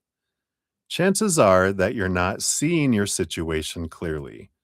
Could it be that you're deluding yourself or only seeing what you want to see? These are tough questions to ask, but sometimes we need to explore uncomfortable realms. If you were to ask the people who care about you what they think about your most pressing issue, would they say you're on the right track or that perhaps you need to change your thinking? Here's the thing, while it's crucial to believe in your dreams before they manifest, there's also a line we can step over that takes us from thinking positively and expecting good things to refusing to face the truth of a situation we can't change. The most often, this most often happens when you're depending on someone else to make your dreams come true. If that person doesn't share your desires to co create, you need to respect their choices. So do believe in your dreams, but don't kid yourself. Additional meanings for this card: throw someone a lifeline, don't be a martyr, write down your dreams this week, talk to a brutally honest friend, and be compassionate. So that is your time. That's your fortune cookie for your second one there. So hopefully that helps. Hopefully everything's okay. Hang in there, my dear. All righty. So let me just make sure we're all up to speed here. I think we've got everything going good. So up next we'll have Deb, and then 3 from Just Alice for donations. So cheers, everybody. Thanks for being here.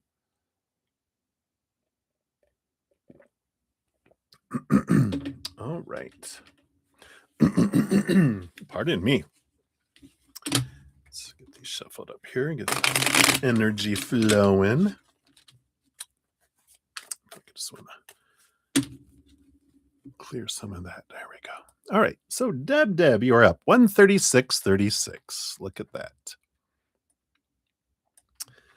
There is your timestamps. Let's see. I don't think anyone else's was there yet. So Deb, let's give your donation a love and a like since it lets me. And let's take a look here and see what we have going on. Cheers to you. So a message from you and Jode's dad. You've had him on your mind for a few days. Oracle for you and Tab. You're going to be with her tomorrow, possibly saying goodbye to the fur baby. All right. All right. So message from stepdad, right? Stepdad and Jody's dad. But you call him dad. All right. So what does he have here for you?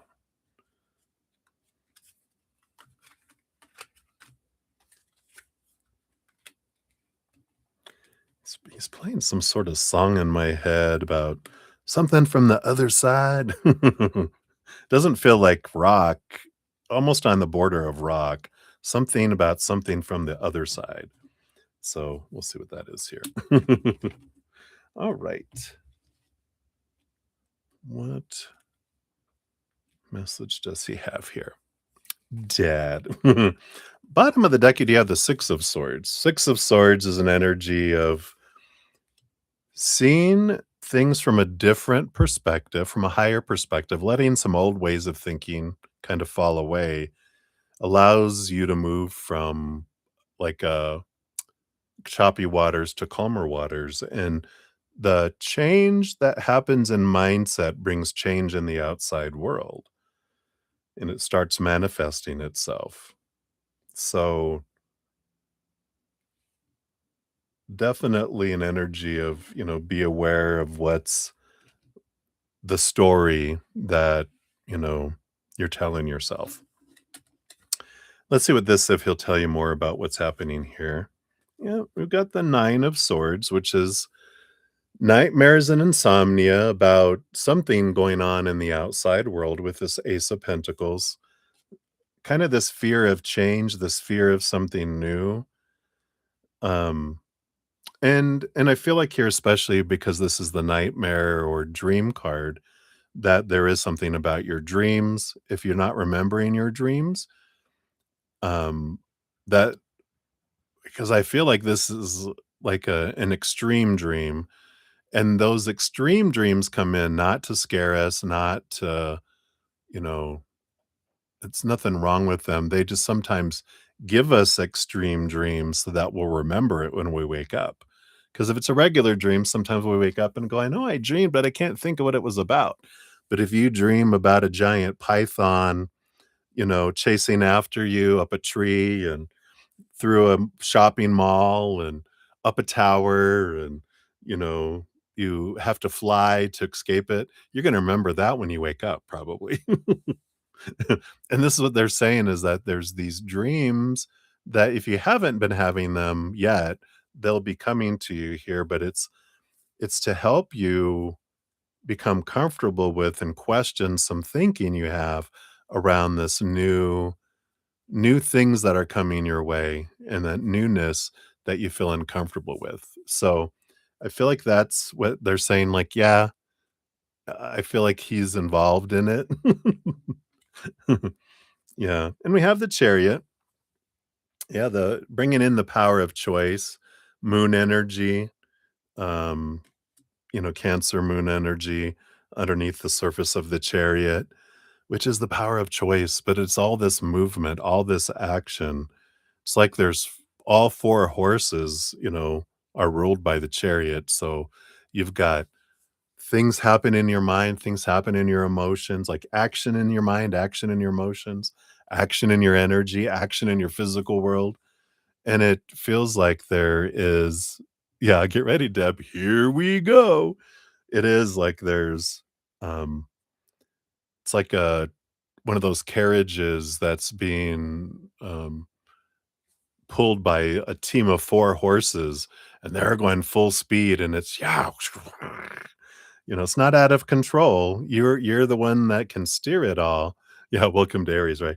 Steer it all and go, but they're telling you that you have the choice over your mind and emotions and energy and actions, and no one else's. And I feel like they're just it's a good reminder as especially you might be having in these dreams the power to fly and have it more be lucid dreaming where you're going to remember, oh wait, in fact there might be like a giant python that appears and you're like, oh, this is that, oh yeah, this is a dream, I can fly, so I like this energy coming in. He's like very empowering energy of preparation for a lot of new things that are coming your way. And then you have these 3 together, you got the 5 of swords, yep, so there's this conflict, mental conflict, conflict between head and heart, but you have the 4 of swords, so it brings peace. So there's this ability here to bring peace, and the king of swords, yeah. So this is your Aquarius energy, ruler over the mind and the ruler over the story. So with these 3 coming out here, I mean, you got the 6 of swords, the 9 of swords, the 5 of swords, the 4 of swords, the king of swords. Obviously, a lot of air mental energy going on, a lot of stories. And I like that you end, not end, you got a couple more cards, but, and then we'll pull you an oracle. But there's this energy here of you're the master storyteller. You're the one that gets to change the story, just like a dream. You realize, "Oh, this is not real. This is a dream. I can make something new. I can change the story. I'm doing a plot twist, and I'm changing how I'm thinking about things because that takes me out of conflict into peace of mind." So I like that. Or flying cows, yeah. What else do you got here? Yeah, I got the 10 of Pentacles, which is abundance and victory and fullness, and here's the tower with the snake. No, I'm just kidding. But, there is this energy of fullness of life and gratitude. Realize the gratitude that we have with all this. And you'd have the 7 of cups below the surface there. So there's a lot of emotions And I feel like this represents 7 like, all these different people that you're encountering that are going through things. And so there's all these individuals, um, that are experiencing all these different emotional things, and I feel like that's okay, that's for their benefit, they're chose the classrooms and the experiences and the energy for them to experience, and you don't have to do anything about it, but you can have gratitude around like, you don't have to have them convince them to have gratitude about what they're going through, but you can look and go, "Ah, this is what gratitude that I can have." Like, "Oh, wow." If I was in that, I could be grateful for this. I could be grateful for that. And I feel like you're learning about and I like this that you don't have to go through things. You can watch other people going through it, and you can learn from watching them go through it and finding gratitude. I feel like that's, what they're wanting you to learn about that or not learn, but be aware of as well. So I like that. Right. So I feel like that's the message that they have for you, just on how you can make this wonderful adventures ahead. Because I feel like there's a lot of growth this summer, as we mentioned, right? So we have that coming in. Um, we'll get you a fortune cookie for that. Um, but an oracle for you. And I feel like I want to go to this animal apothecary energy here.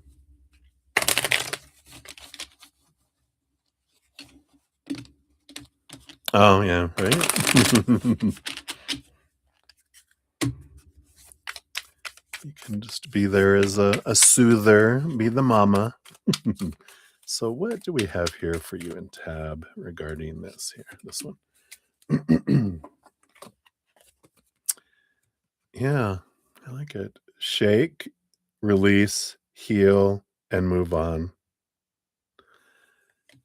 So, let's see here. Card 27.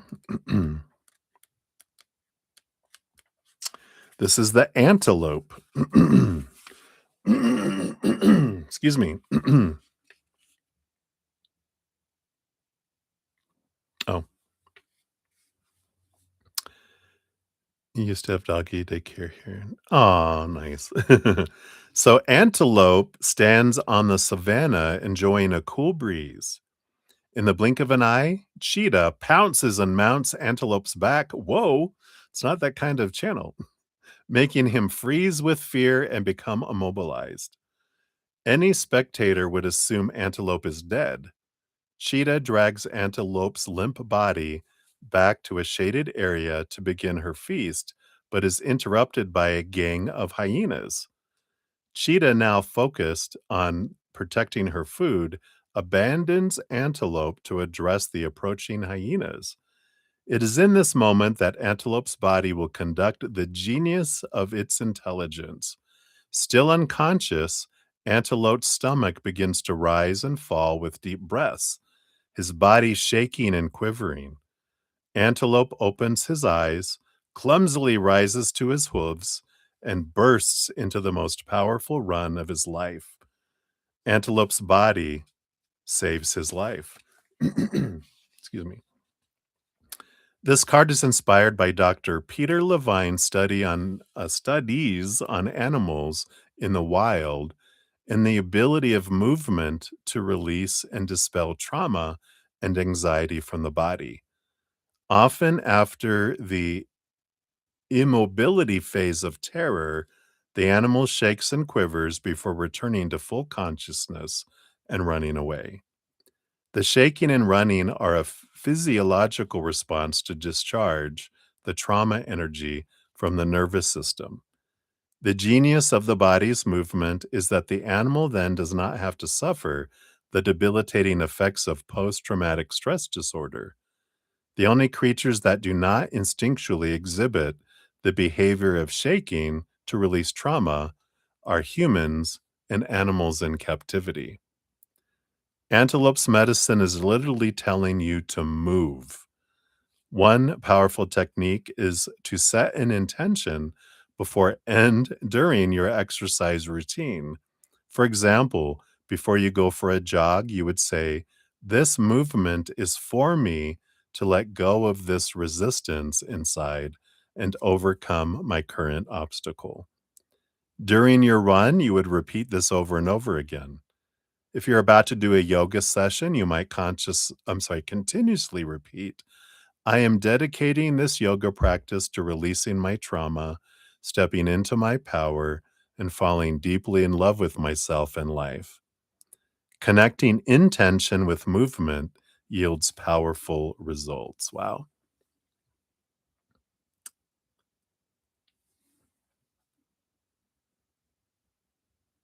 Right? A lot.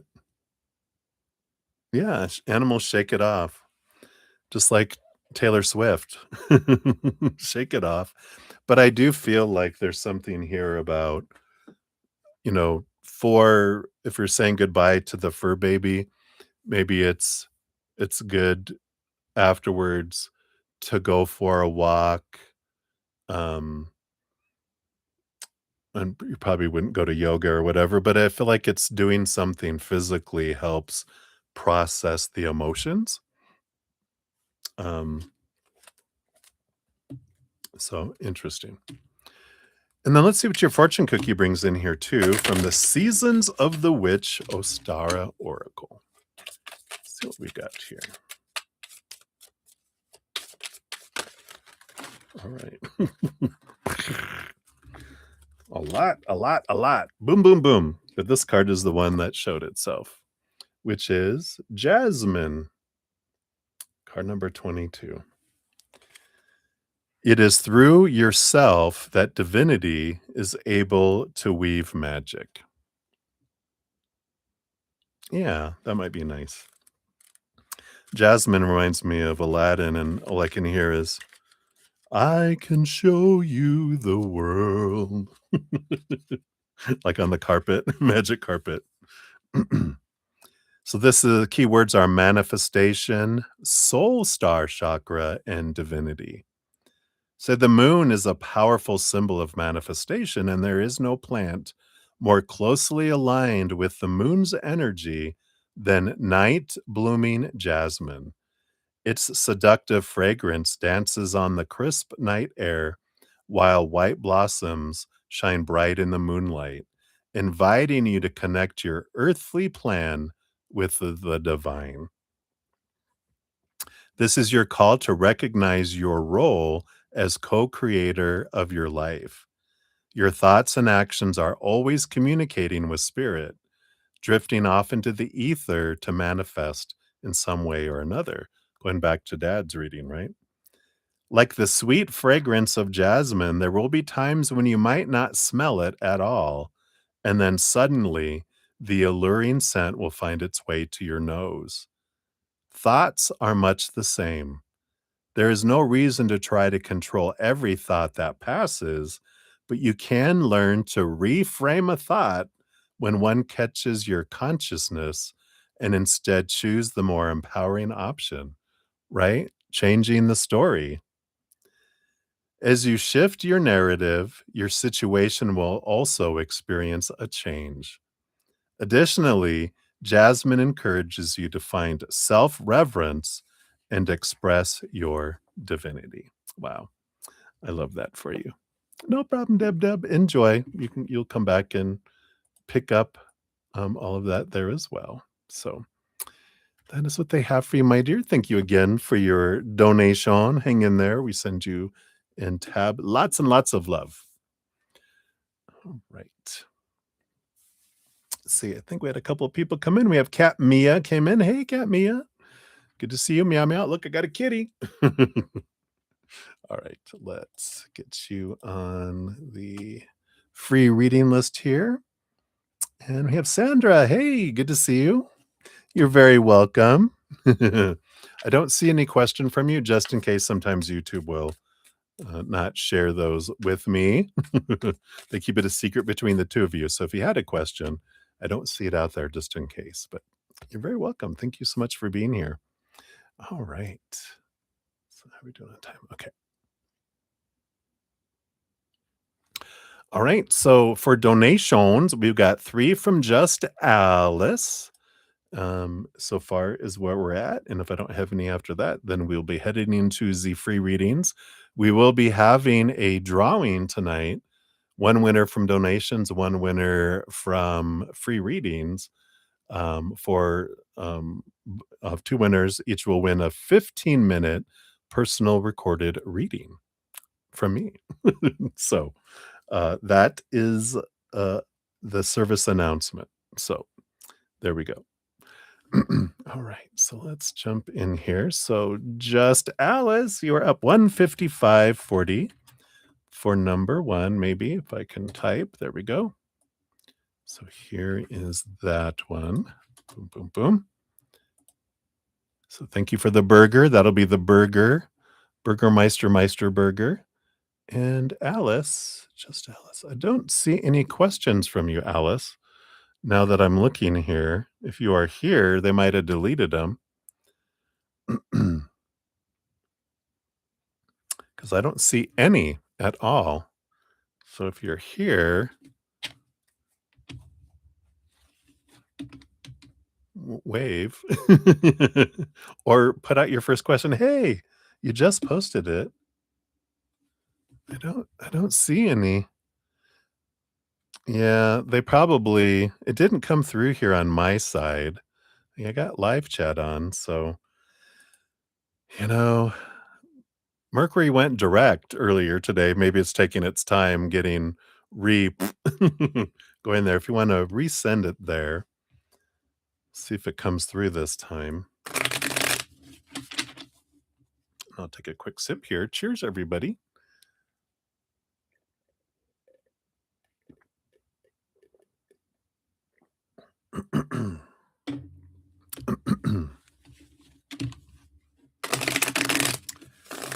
Shuffle these up here.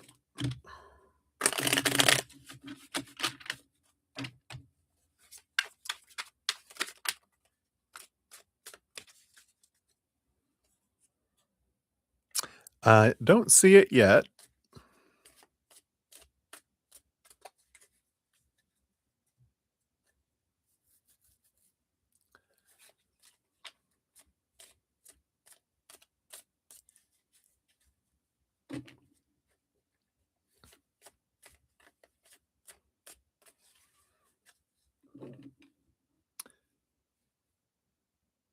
Yeah, it's not coming through. You might reword it.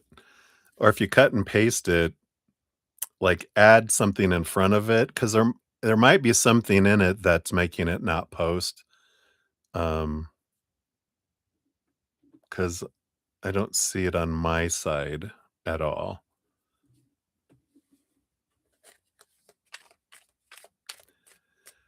Sometimes this is kind of quirky. Yeah. I still don't see it, Alice. You might try retyping it, because if you're cutting and pasting it, there might be something in there doesn't that YouTube doesn't like that, and they're kind of, um, airing it out or something like that. So I got you on the list here, Sandra, on the free list, so we'll eventually circle back around.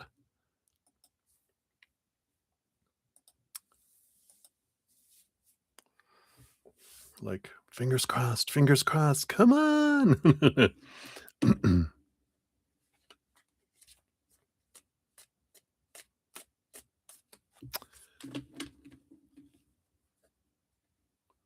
You're welcome, Sandra.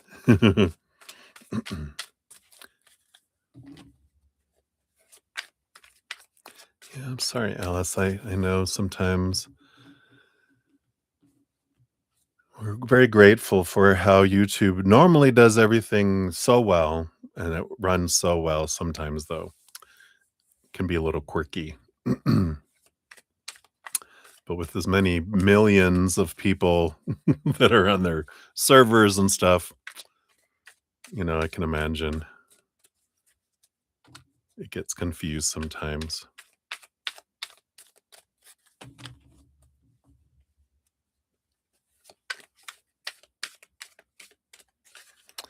right. While we're waiting here, and if you're still having trouble, Alice, you can always email me too.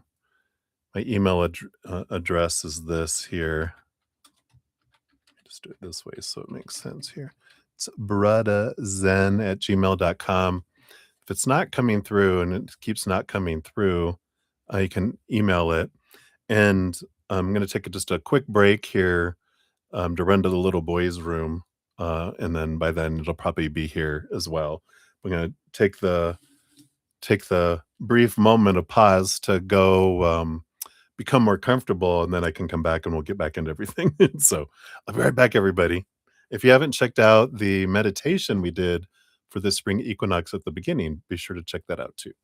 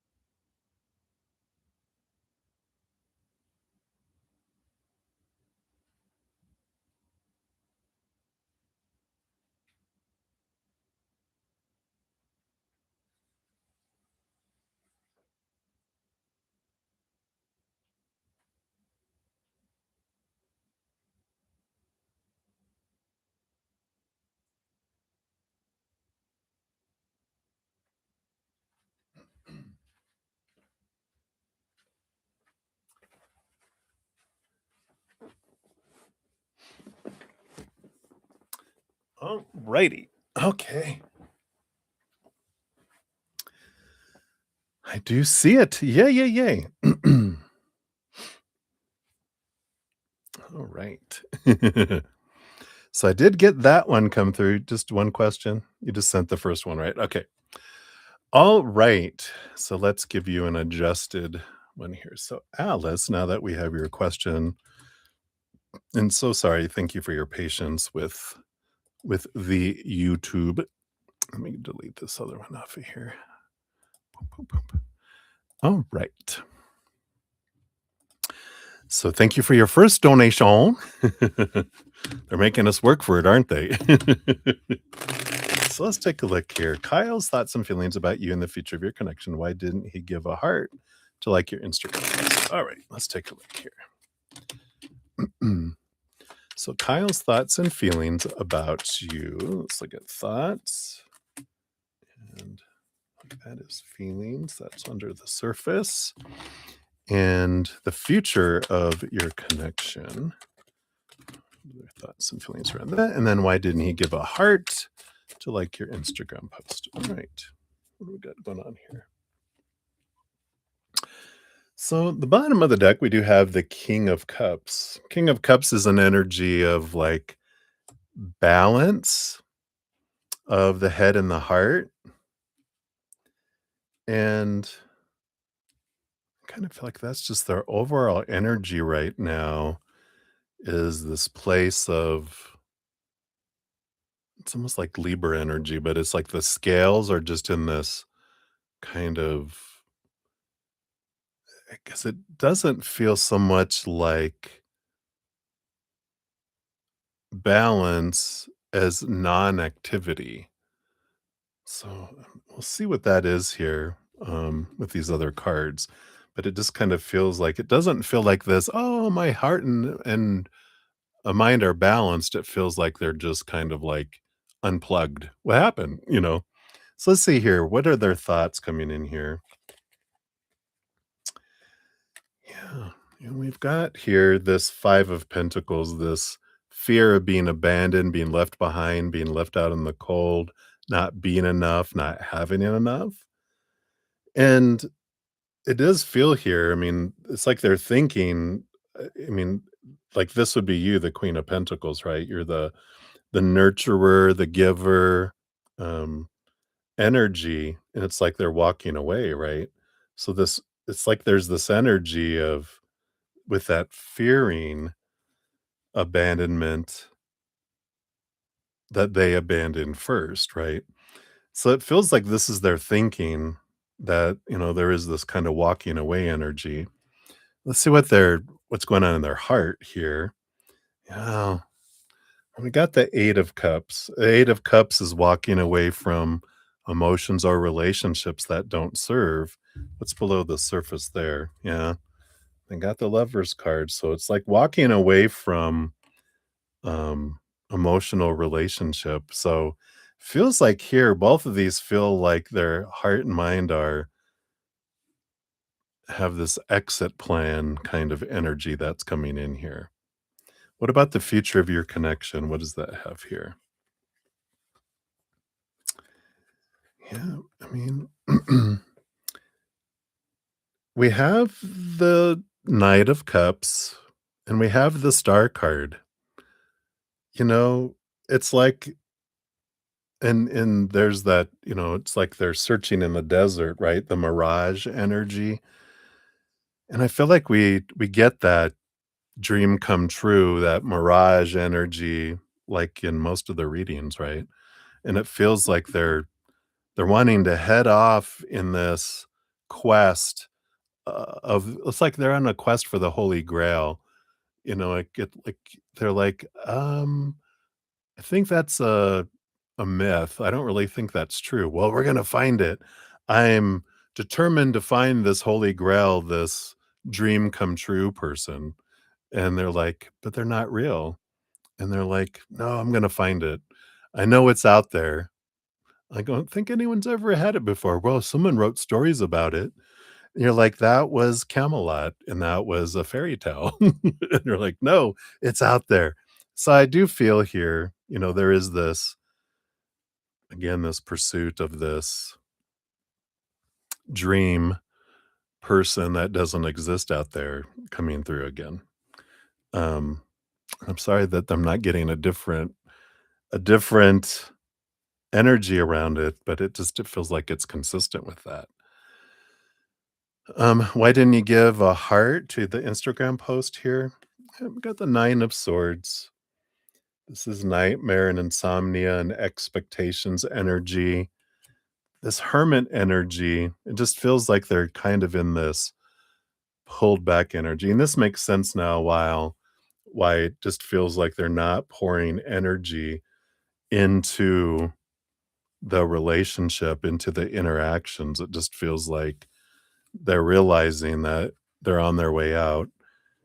Almost like I'm seeing, like, how you have the leaving blues, and when you know that you're leaving a job, you just stop investing a lot of energy into it.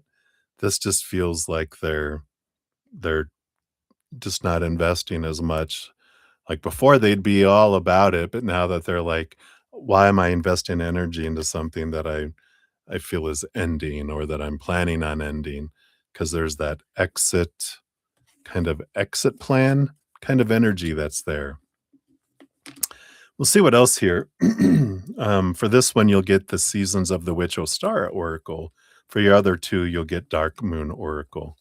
But for this one, we'll see what else they have here as well. And just so, in case you sent um, other questions, I don't see any other questions yet either posted. So just in case, if you want to send those, if you can try posting them, and if I don't see them, then you can email them too, or just email them uh, for the sake of your time.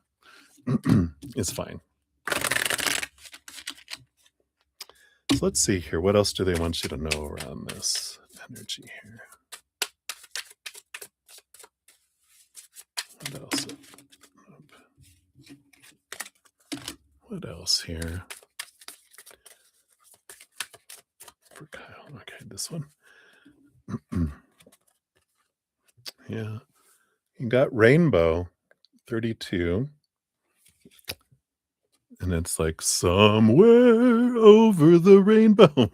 Take a breath, be still in your heart, and believe in what dreams may come. I think that's what I think this is like talking about their energy, because this is about hope, confirmation, transformation, spiritual awakening. Says rainbows are a universal symbol of beauty and hope. A rainbow occurs when sunlight shines through raindrops, which act as tiny prisms in the sky, becoming a welcome sight at the end of a rainstorm. Rainbow has entered your spread to renew your sense of what is possible. It's a happy sign that's letting you know the storm is gone and brighter days are ahead. You're about to go through a transformation that is joyous and happy. Unlike some transformations that are dark and ominous, this one is welcome and begins a journey of extended happiness, love, creativity, or peace. So take a deep sigh of relief, as it means your troubles are finally at their end. If you have hurt someone in your life, this card can mean they're ready to forgive you and move on. Likewise, it means you too are ready to offer your own forgiveness to others, freeing your heart of further pain. In finances, this card can mean an unexpected windfall or opportunities on its way to you, or the end of some financial trouble. For a career, it can mean a promotion or finding employment. For all other readings, this is your sign that good luck is about to fall upon you, like finding a pot of gold at the end of a rainbow. It also serves as a yes in yes or no questions. I don't feel like we have a yes or no question regarding this. I feel like this is more this there's something on the other side of the rainbow, right? It's like, you know, it's like from The Wizard of Oz, right?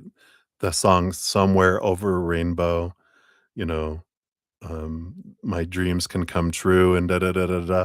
I feel like this is their kind of their energy, while at the same time telling you that, there is brighter days ahead, but I don't feel like it's with Kyle. I feel like we had a reading before that talked about, that you have some other dream, someone that's more compatible in your energy that's out there, right? So hopefully that helps. Uh, but I see you put your other question. I do see a number 2. I don't know if it's number 2, but the next question I see is why does he want to, um, or is thinking of exiting, right? So, that's your number 2, right? Just to make sure, because you might have posted 2 and 3 and only 3 come through, right? So, we'll go on to that next year. You're very welcome, Deb. Yep, many blessings to you. Hang in there, my dear. Good to see you. You're back. All right. Oh, and then we had Plate of Spaghetti come in. Hey, Spaghetti. Get you on the free list here. Boom, boom. There we go.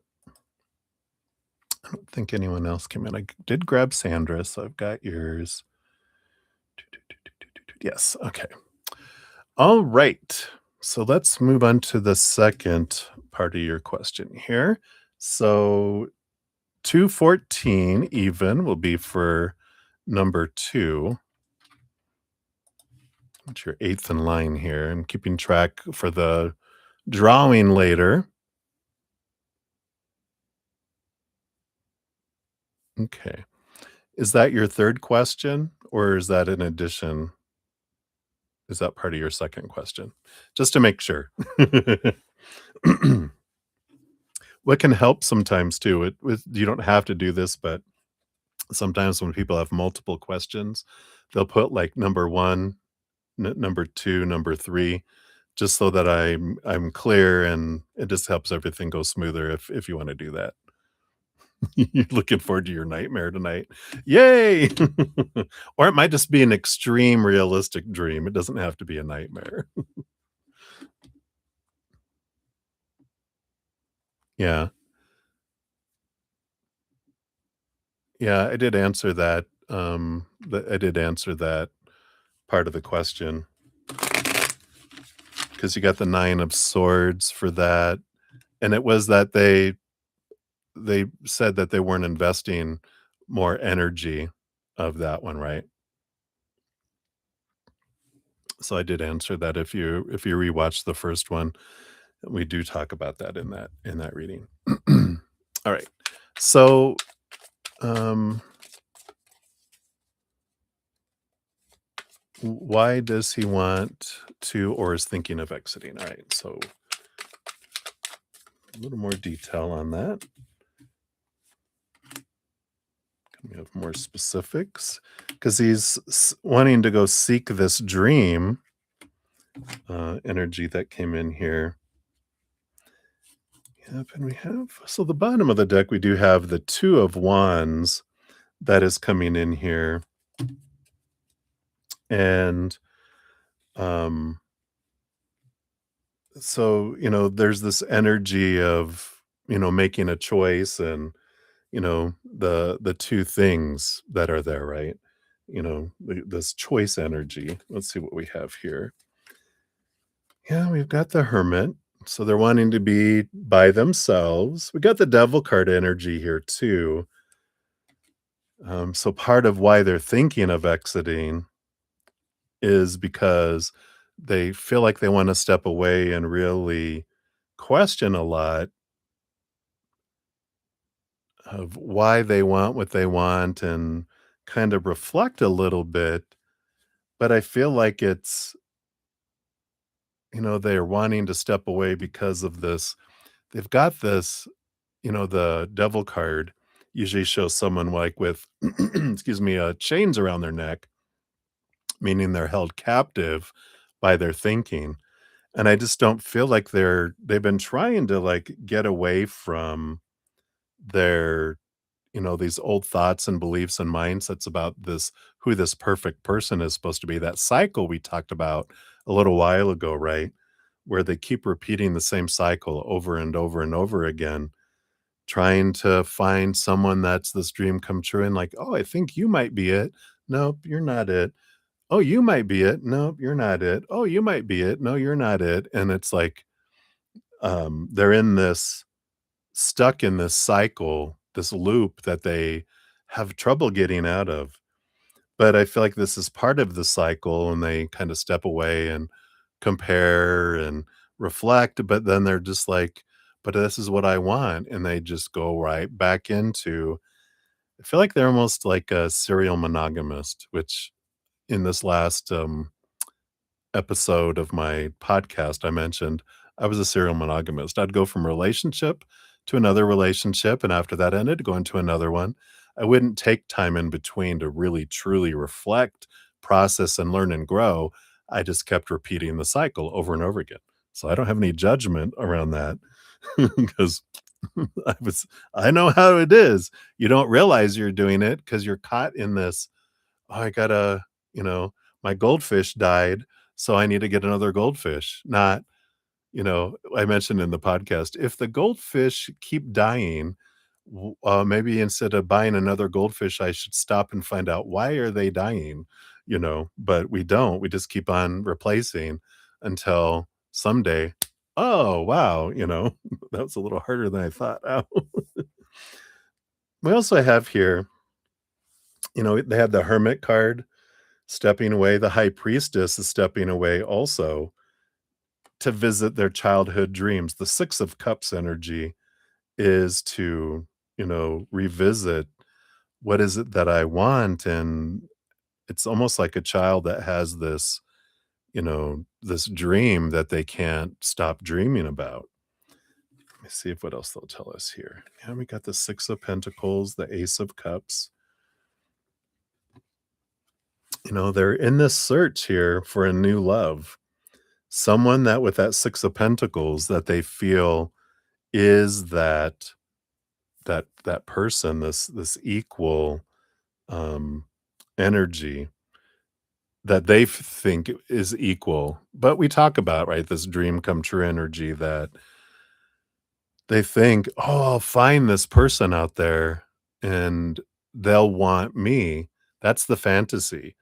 Because if you fall in love with a god or a goddess, like Zeus or Apollo or whoever, if you fell if you thought, "Oh, I wanna, find this god, of a man or whatever," and it's, um but, like, they probably wouldn't want us, a mere mortal, and that's the same thing. If they ever find their goddess that they're looking for, that they don't exist, first of all, but if they did, they'd be like, why would I want you?" "You're not at my level," and they think this is what they're wanting here, but this goes back to childhood with the 6 of Pentacles and the 6 of Cups. This goes back to them wanting to be loved, wanting to be good enough, but never feeling like they're good enough. And we talk a little bit about they've got that emotional, uh, what is it? It's an emotional addiction in a way of that I will put this unobtainable goal so that I can't have a relationship for very long because I will get hurt. So it's a subconscious way to protect themselves when they choose unobtainable um, people. And we might have talked about that before, where that's one way we do it by having this, you know, person in our mind that we're trying to find that doesn't exist. Or another way people do is they end up dating people who are emotionally unavailable, people who are married, people who are not emotionally secure in themselves. Um, that's another way that we do it. But they're in this energy of um, to protect themselves. They have this pattern that happens. And, yeah, and so what else here? What else about this energy that we have? Yeah, and so we've got the 5 of Cups, which is their emotional sorrow energy. Again, we're asking why are they thinking of exiting and going? Because 'Cause they're unhappy, you know? They're looking for this, Queen of Cups that can give them all the emotions and make them feel all good, um and the 10 of wands is and they feel burdened, you know? And this is their pattern, and it doesn't have to do with you, um, because it wouldn't matter how much you gave them, it would never be enough because the, uh, what is it? The goal, the bar they have is so high, they couldn't do it. They're not giving it to themselves and no one else can give it to them because the love they're looking for, they can only find inward and upward. Because the perfect love we're looking for, we can only find in here anyway. That's the whole moral of the story. But they're trying to find it outside of them, and they have this, you know, thing, this goal, this bar of this person, and when they're realizing that, "Oh, someone's not making me happy, someone's not bringing me what I feel they're supposed to," then I blame the other person because I can't blame myself because then I'm a failure, and so I have to point out there, and then I have to point to that so that I'm not focused in on me and doing my inner work, which is really what would really help them. I mean, I feel like therapy, getting into that, that those wounds that were there would be so helpful for them. But till it gets frustrating enough and they get tired of repeating the same cycles over and over again, they won't do that. So they have this idea of escape because I haven't found this miracle happiness with someone. And you, no one has it. So it's not you. Humans don't have that ability to give him what he wants, but he's hoping, that he'll find it somewhere out there. And someday he'll get tired of hitting his head up against the wall and, find, something else that's there. Yeah. So your fortune cookie for this question, we've got the unveil here, which is card number 4. Let's see what that brings in here. So this card has the energy of the dark moon in Cancer. Acknowledge your fears and release them. What are you actually scared of in the situation you're asking about or that you find yourself in? What is it about this situation that worries you most? Worrying too much can slow you down in every way. One of the best ways to see off worries like this is to draw back the curtain on them, like the Wizard of Oz. Look behind the curtain, unveil them, so to speak. Think about where they came from. When did they start? That see, that will give you sorry, that will give you a really good idea of how to get past your current biggest issue. Then take the lead in your own life and start to heal what you can. If you're asking about a home or family matter, this card is a good omen for you. But again, you need to work out why you're worried, where the fear came from, and what you're really scared of. Once you're clear on your fears, it's easier to work out the steps you need to take to move through them. Place less faith in your ability to control everything and more trust in the universe. Additional meanings for this card: work on your insecurities, call a loved one, stop torturing yourself, talk to a counselor, surround yourself with people you love. So, this energy does, it's great. It's a great mirror for us. We're talking about, you know, them reflecting on their emotions is good for them. It'll be good for them. It's good for us all, really. But finding out, like it says, why do you fear them exiting? Why do you fear them not choosing you? What's the core fear? You feel you're not good enough. You fear that what will people think? All the things that we all feel when someone doesn't choose us in a way, whether that's by, not continuing a relationship or cheating on us or all those lovely things we've all experienced, that you're not alone in. But I feel like that's what they want you to know for that one. So hopefully that helps there. Right. And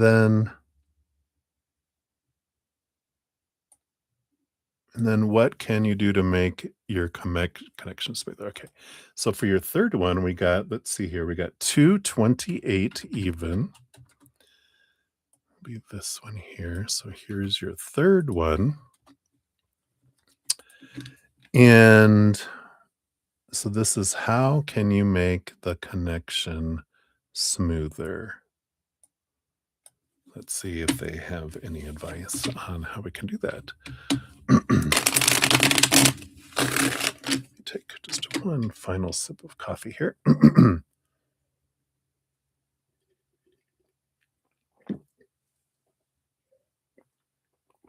All right. We will move on to water now after this. So let's take a look here. What can you do to make your guys' connection smoother? All right. Those four. This underneath. This one here. This one here. There. All right. Yeah, I figured you'd have something like the Queen of Swords. You know, she is a communicator, right? Swords energy is communication. Um, Behind the scenes, she has her heart. And I feel here it's about getting really, you know, how we can make any connection smoother is to be v- not vulnerable necessarily, but be true, right? Oh, okay. I'll add this onto that there. I thought that was your third question, was what can you do to make your connection smoother?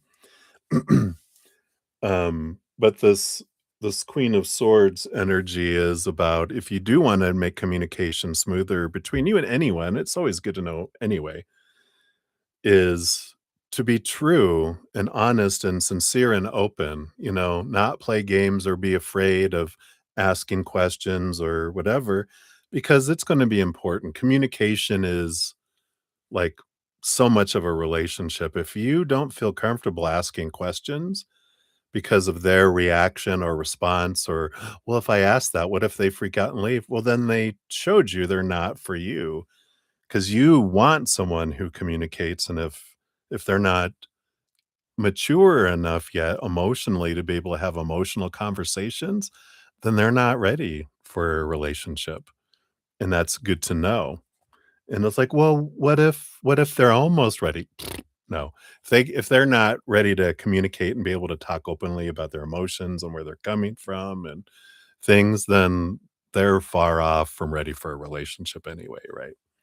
It was like a relationship with a child, and we don't want a relationship with a child.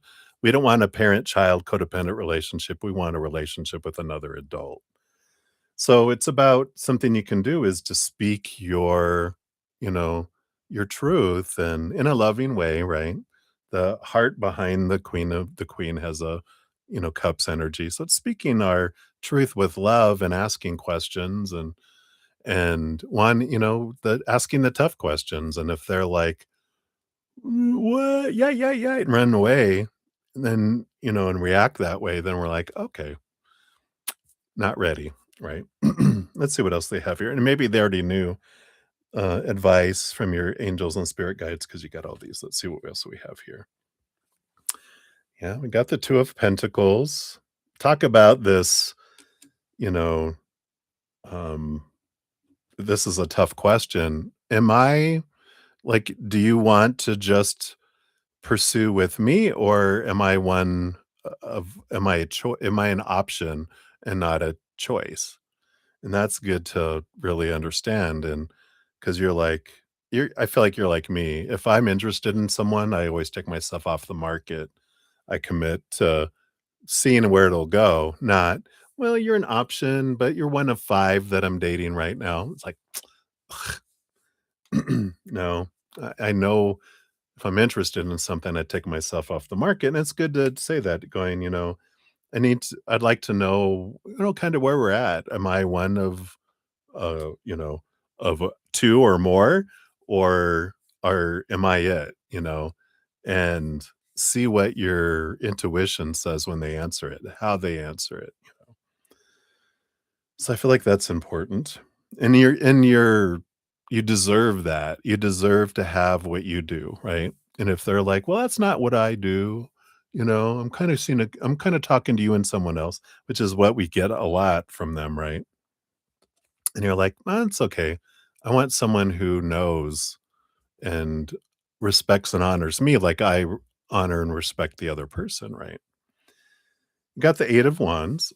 And this is kind of this listen to the intuition. It's kind of like go in with our eyes open, step back, and listen to spirit. Look for the signs because spirit will show you signs. If we ask them, go, "Can you just have me, open my eyes really big? I don't want to go in blinded by love or by this need that I have for love that I'm searching for sometimes." And trust me, I was there. We go in blinded and going, I I end up falling I used to fall for people for the possibilities of who they could be, not who they were showing me who they were. So, advice from spirit is we can ask them, "Can you show me things? Can you make it crystal clear to me so I can see it?" And they'll help clear up our love is blind, fog that we have in front of our eyes and go, "Whoa." They'll burn away the clouds so that we can see it. What else do they have here? Yeah, got the 6 of Cups. And the 6 of Cups is an energy of like 3 cups to 3 cups is the kind of the energy I get with this, where it's you realizing you deserve to have equal giving and receiving emotion. You might have like this overgiver energy from when you were young.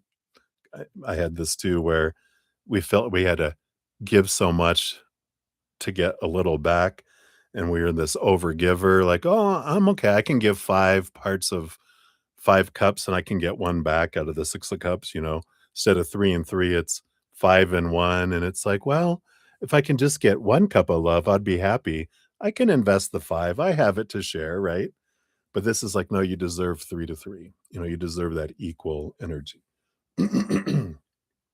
So, that's there. And then you have the high priestess. This is trust your intuition. You know, the high priestess, very intuitive, trust your gut, but also take time to step back like the high priestess does into her high priestess temple. Consult spirit, look behind the veil, look into your own emotions, but it allows you to see things from a different perspective to where you can understand what's, um, really going on. You're getting the details, the stuff below the surface, and helps you understand why you're doing what you're doing and why they're doing what they're doing as well. Sorry, let me take a quick sip here. I got a frog in my throat.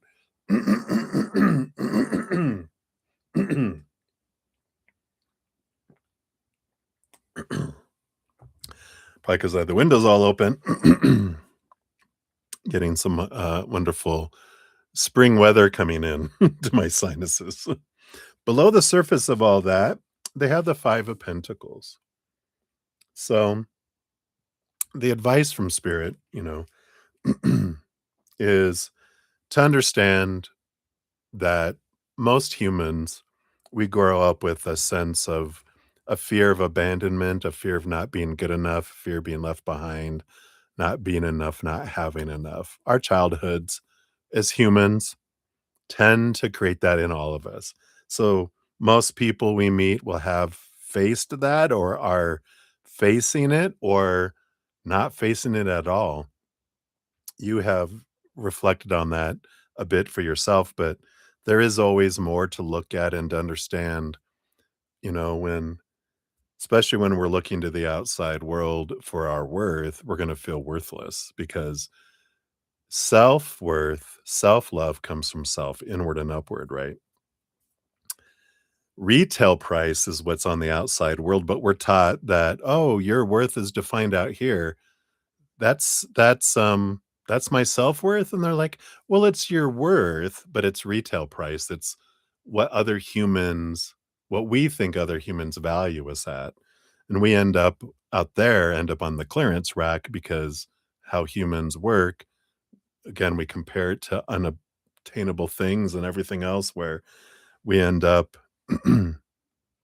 being a reflection of how people feel about themselves. I'll say that again.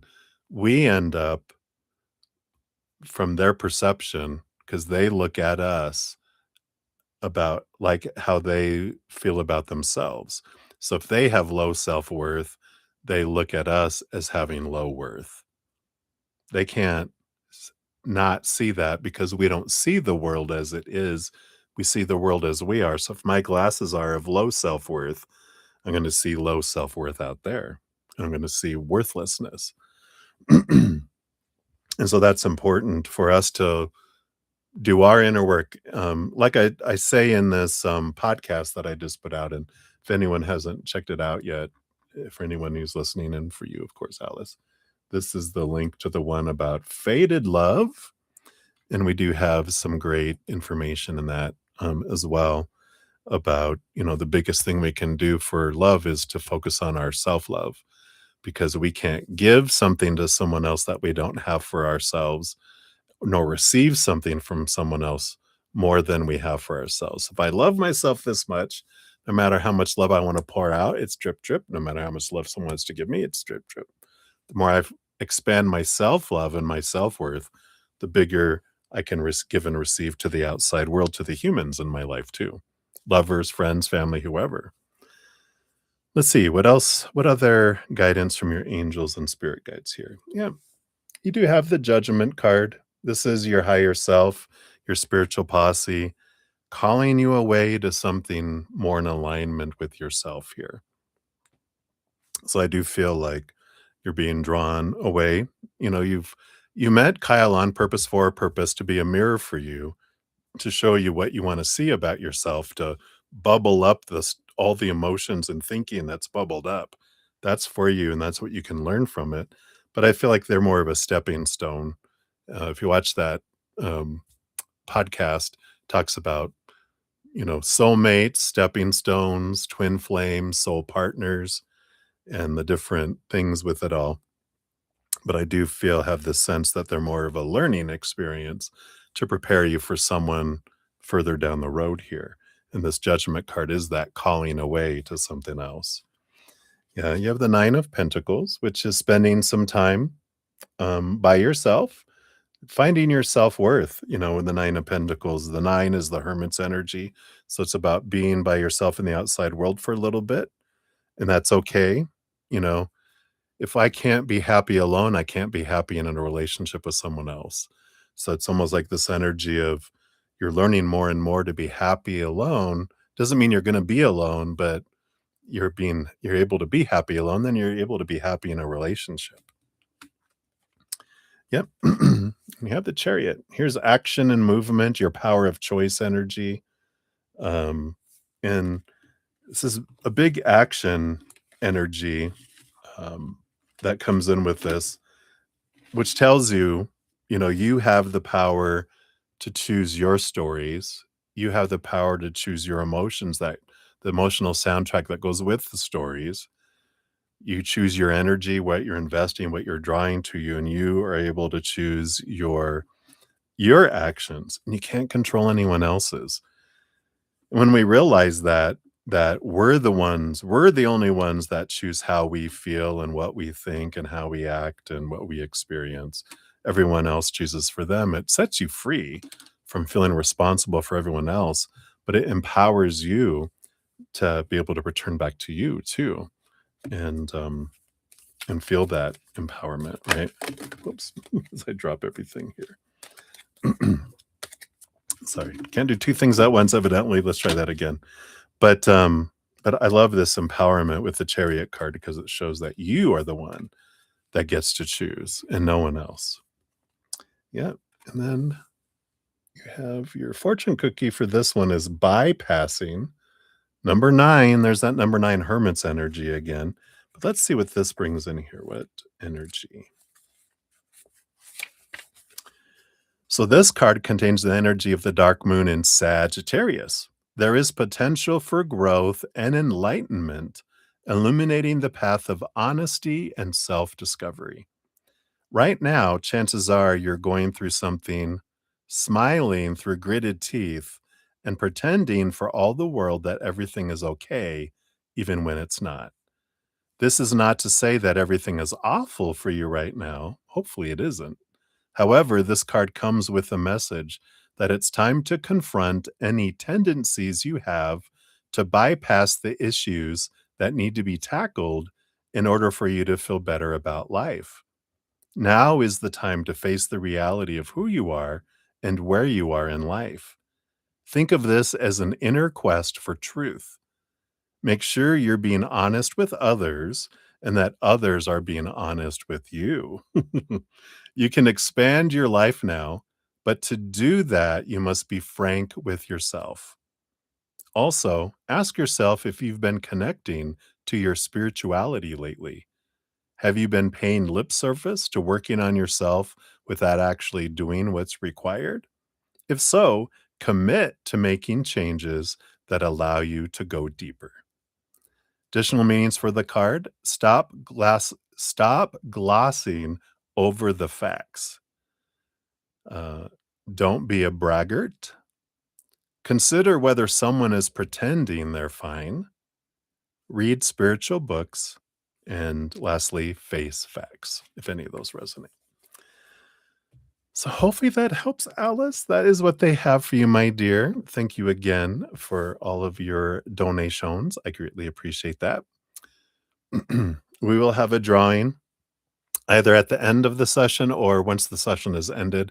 I'll be posting in the pinned comment the winners, one winner from donations, one winner from free readings. Um, So who will win the 15-minute personal recorded reading? There'll be 2 that I'll give out, 1 for each.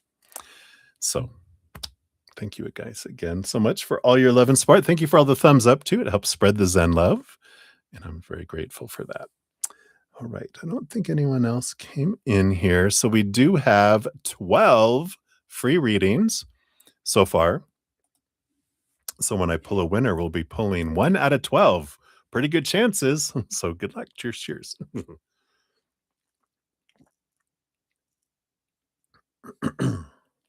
All right. So let's dive into the free readings. Up first, we do have Aditi 245. 36, I think it was.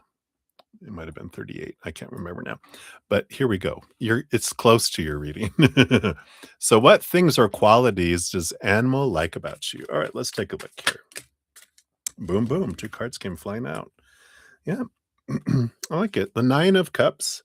They like that you have this joy and all of this emotional energy. The 9 of cups is like there's this emotional dream come true energy, but you fill up with this joy and this fullness of emotion, and they like that. That's one of the things that attracts because they have trouble with emotion, and they like that you allow yourself to feel and express your emotions, and but it's more the joyful, higher vibrational emotional energy that they like that you are able to have, and you have this almost this kind of dreamy quality around looking at life as, "Oh, there's so much that could be so nice," kind of energy.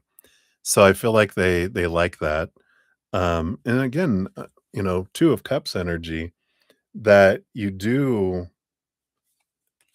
have this desire to be in a relationship and that you commit to relationship and that that's one of the things that they really like is that you desire one and you're very like I said, that keeps on coming through you commit to a relationship, you commit, you commit, you commit. Also, there's kind of a lower vibrational energy around that because it's like they're saying here that you're because they know that you commit to it, that there's this safety in a way of I can treat you certain ways because I know that you won't go anywhere. And they like that you're committed to where I'm not as afraid to, say whatever I want to say or whatever, blah, blah, blah, because I don't feel like you'll go anywhere. I feel like you're committed to that. That's their perception. Little do they know that you have a line and they keep stepping over it that after a while you're like, I'm not moving the line, but you don't realize I'm keeping track of how many times you're going over that line, at least subconsciously. You go over it one more time, you're out. They don't realize that. They think they're safe and to be able to, oh, you'll always come back to me energy. That's what they think. So interesting. So that's what they have for you, Aditi. So many blessings to you. All right. And then Touch O Love, you're up to 4835. Here is your timestamp number 2. So, hello, my friend. So, Asper, how are you doing with your healing, learning to becoming your better, most wonderful self? All right, let's take a look here. Okay, we got that. We got these.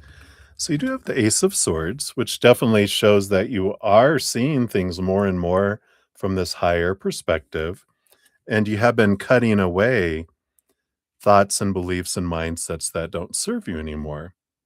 And what's interesting is with this Ace of Swords, they're kind of giving you a different way of looking at it that you're not healing, you're burning away those things that are not you. So it's not that you're broken or that there's anything wrong with you. Just, because you were perfect before you came down as this human. You're perfect all the way through humanity and you're perfect afterwards. But we learn as a child, we start putting these veils, we start putting these obstacles between us and seeing that perfection of who we really are, and we experience the lowness of humanity, of feeling less than and not enough, and you know that we're making mistakes and we're failing, and wow, we believe that we're broken, and but they're like that's all illusion, that's not true, and you're learning to question those thoughts and beliefs that are lies, that are standing in between you and seeing who you really are, and so you're peeling those away. You're burning away those things that you're not, so you can see more clearly who you are, and there's a different energy around that, right? Between, "Oh, I'm broken and I'm healing," or I'm powerful and I'm remembering the power of who I am, right? So I like that. What else did you have here? Yeah, you got the 4 of Pentacles, the 3 of Pentacles. So there is this progression. You are learning more about your true authentic self, and you're realizing with that 4 of Pentacles that, some of the stuff that you're learning is that you're taught to define your self-worth by the outside world, right? The 3 buckets of relationships with humans, situations like jobs, education stuff, and things, body, bank account, possessions. That all those things define who I am. And they're like, BS, shenanigans. That is not true. You are defined by inward and upward. That's where that perfection comes from. It's realizing, oh, I've been told to look out here for my worth, but my worth is in here, inward and upward. And that's part of what you're learning is going, "Oh, that's not true. What people think of me, what people do or don't do, say or don't say, has nothing to do with me. That has to do with them." And that I'm learning about those fears and those things that are bubbling up so I can be freed from them because these are untruths. So, I feel like you are at that progression. They're like, "Yeah, you're learning about stepping into the true authenticity of who you really are." But you're not healing, you're just burning away that which is not you. So, I like that. So, that's what they have for you, touch of love. Many blessings to you. You're welcome, Aditi. All right, and then mini heal, you're up to 5221. Yep, 21. So, here is yours. Boom, boom. And I'm doing well. I hope you're doing well. You wanna know something major about your future spouse. All right, and see an email from you. I think you got your reading, your free reading. So hopefully you got a lot about your future spouse in there. So based on that current trajectory, whoa, of the person that is in your sights right now, what major thing is coming in for that? All right. So what major thing about your spouse? Yeah, I like it here. The 9 of Pentacles and the 10 of Pentacles. I mean, not, I'm sorry, the Hermit, which is like the 9 of Pentacles, and the 10 of Pentacles. I like this energy because the Hermit energy, because they're showing me as the 9 of Pentacles as someone who is self-sufficient, financially stable, financially independent. And the 10 of Pentacles is this abundance. In fact, I think you might have got that in your actual reading too. But there is this, yeah, they are committed. I think that was in your reading that they're committed to a relationship. But this is like a big thing that didn't come through in your other reading is cha-ching, financially independent, standing on their own, very secure, with that. You're like, "Yeehaw!"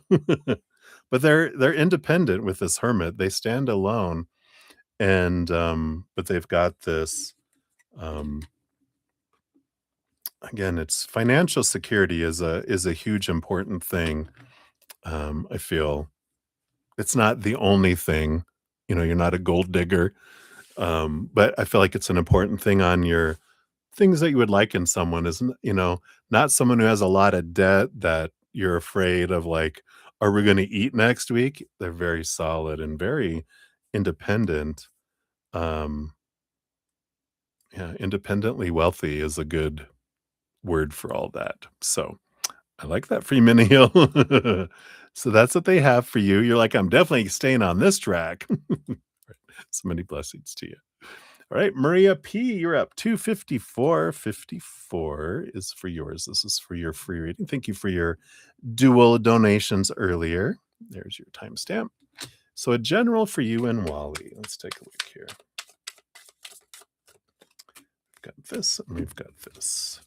We've got the Two of Wands and the Page of Swords. Yeah. So, there's a lot of the Page of Swords is about seeing things from a higher perspective, cutting away those expectations, the small t truths rooted in fear. So it's very much about stepping away again. And they bring up expectations a lot, right? Because we have that growing up, but that's, take it to a different level with the expectations because where you're investing your energy with that Two of Wands is what grows and expands. And and they're just really reiterating here that, when you look at, like, let's say the argument that you guys had, and you're like, what fear was below the surface? Why did you react? They have their own reasons, blah, blah, blah, blah, blah, blah, blah. But you want to take the time here and go,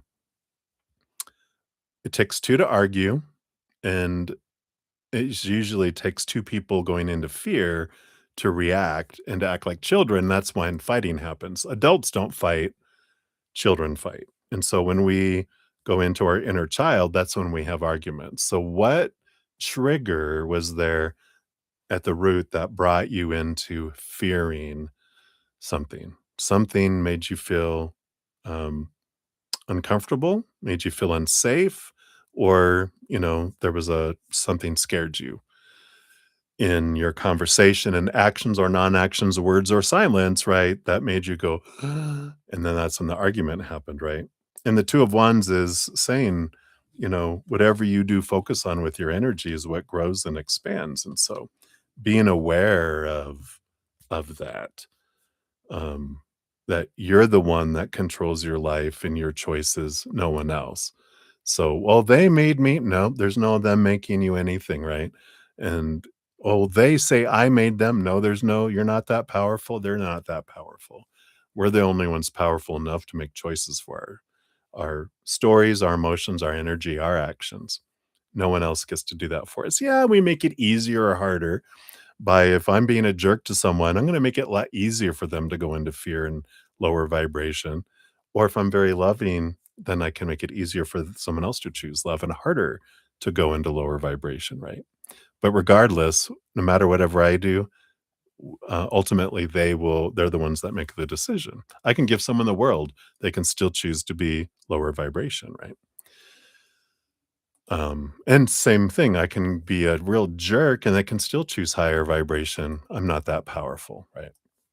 So I feel like that's what they have for you, Maria. So many blessings to you. Right.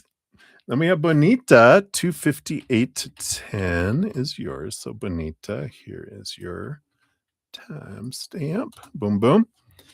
And you just got a new place and you're having a hard time settling in. Will things start to finally fall into place for you? All right, let's take a look here. Congratulations on moving to a new place. Let's see what we got here. Yeah, I like it. You got the Page of Cups, which is happy, happy, joy, joy energy, heightened emotional energy. And you got the World card, this victory, this ending of a cycle, the beginning of a new adventure. And what it does say here, when we move into a new place, our inner child does not like change. It likes consistency. It likes, um, like cycles and repetition and um, rut. It likes being in a rut, because it likes things to be the same. It doesn't like change. So when we're in change that we feel unsafe, we feel out of control, we have fears that rise up and um you'll get comfortable and more comfortable as your inner child sees the surroundings around you as the new normal. And so it will, everything will fall into place. Things you can do, I mean, you can talk to your inner child. You can even do tapping, and this is great. This is what it looks like, because you can start up here And you can talk to your subconscious, your inner child through tapping. It just does it. You can go, um, I know this feels unsafe right now. Things will get better. We are safe, you know, and just talk about some of the feelings that you have. So you go here, and then you go here, and then you go here, and then you go here. Wait, you can go here too. So you can go here. Sorry, I'm gonna do it again. You can go here, here, here, here, here, go here, and then here. And you can just repeat those things. And after you're done, just and you can tell your inner child, you're safe, everything's gonna be fine. And um, I love you, you're safe. You know, things you would tell like if you had a little child who was like, I'm scared, this is weird, I don't like it here, this is spooky, you know. You can tell them the things that you would want to hear as an inner child, and that can help them calm down and embrace the surroundings more. But paying the attention to them, I feel will help, right? So that's what they have for you, Bonita. Many blessings to you. All right, Olivier Vagara, you're up 30108. Here's your timestamp. Boom, boom, boom. And you want to know what was your mom's past life? Well, she's had tons of them.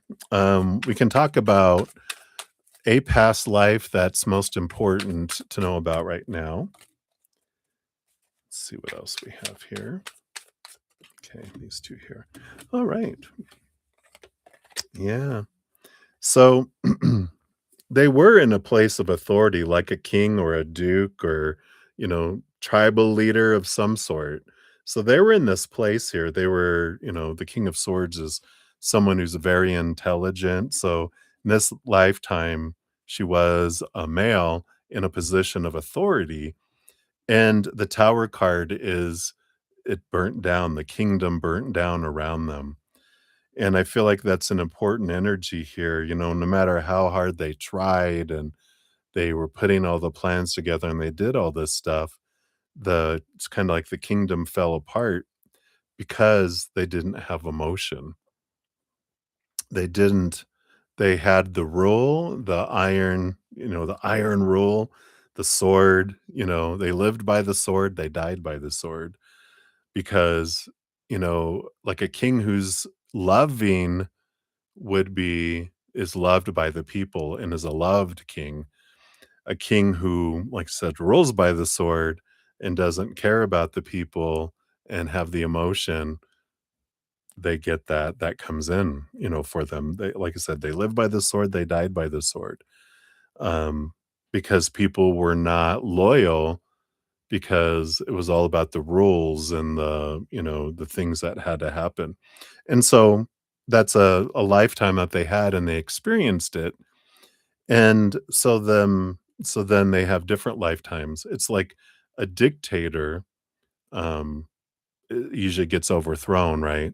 But a loving emperor has loyal people and people support them and will die for them because they love their king, they love their emperor. So I feel like this is the energy of a past lifetime that they gleaned from and they learned from, that it's important to care about people.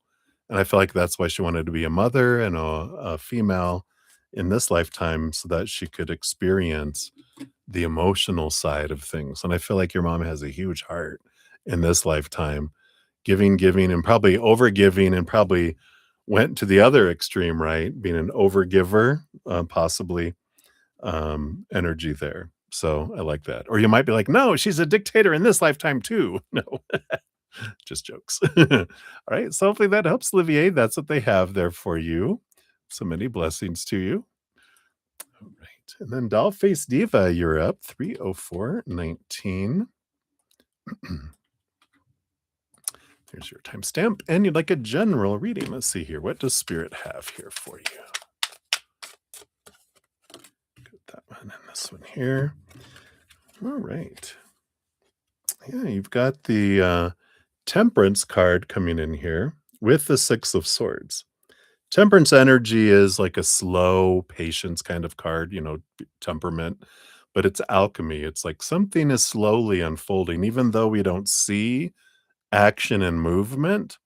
There is some of that happening with the Temperance card, but it's also a card of things are taking longer. And whenever things we get a slow card like that, it's happening for us. And the other card usually tells us why.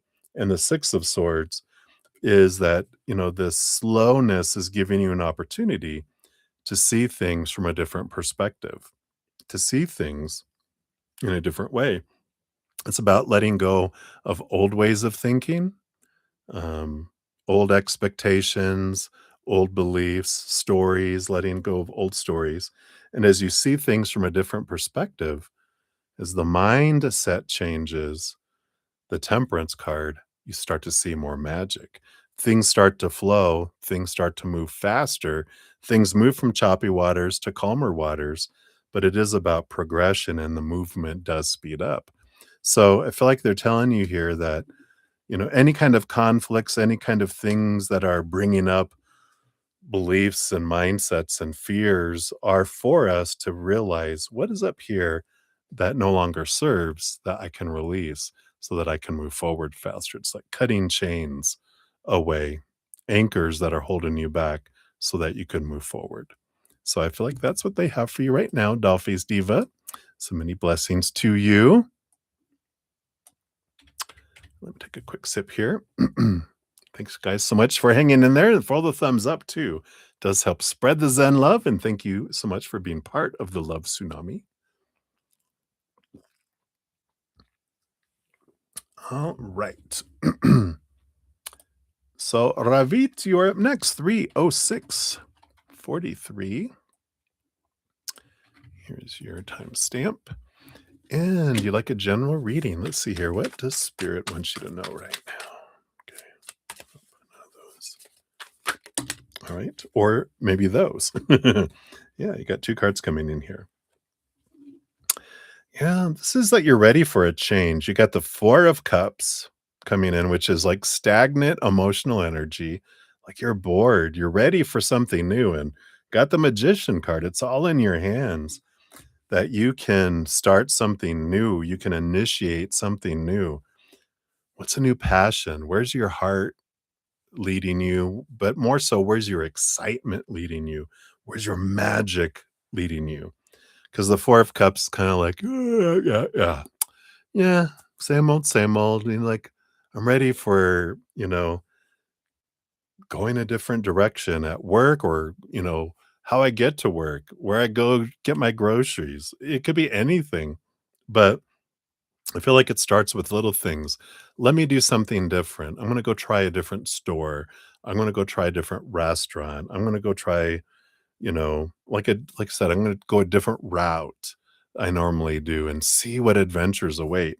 Because there's this energy of stagnancy that you're ready and you're just looking for something, and all it takes is to do something different. Change your furniture around, move your desk around, whatever it is you're able to do. As soon as you start to make change, it starts triggering everything else and it brings in new energy, brings in movement. It's like, let's get moving. Even if it's like, I'm going to go for a little walk, it's like whatever it takes to get action and movement happening, it will bring in some positive changes for you and get those stagnant waters flowing. So I feel like that's what they have there for you, Ravit. So many blessings to you. All right. Melissa Hodzik, you're up. Hello, hello. 30852 is your timestamp here. There you are. Hello, hello, bro. I like that. Hey, sis. Any advice on where to look for a precious lost thing? Will it ever be found? All right, let's take a look here. We do have a lot of luck in finding things. Spirit will show us. Recently, someone had lost their debit card, and I was like, well, I see a picture of a loved one. I go, did you give your son your card? I did, but he gave it back. And I'm like, I don't know. I just feel like you need to go look again. And they looked and they looked. I couldn't find it. Well, it was in his shorts. He thought he'd given it back, but it was in his pants pocket, so when she was going through it for laundry, "There it is." It was funny. She was like, "You were right." I go, "Spirit loves to help us, I tell you what." So let's take a look here. What do they have for you here? Yeah, so they got the 7 of swords and the 5 of pentacles. So there is this, what is this about, I don't know, this feels here like, I hate to say it, but I think someone took it here with this 5 of pentacles and the 7 of swords. Because the 7 of swords is like deceit and liar and thief energy. And the 5 of pentacles is lack and, something in the physical world being removed, right? So I do feel like someone specifically took it here. Um And you might know who it is, because I feel like you were kind of suspicious that, this thing disappeared. Let's see. Yeah, we've got the Queen of Pentacles. Does feel like it is someone who has stuff. Yeah, and it feels like it was spur of the moment. It wasn't planned. Kind of just happened. And I don't know if it feels intentional. It doesn't feel like, oh, I accidentally grabbed it. Um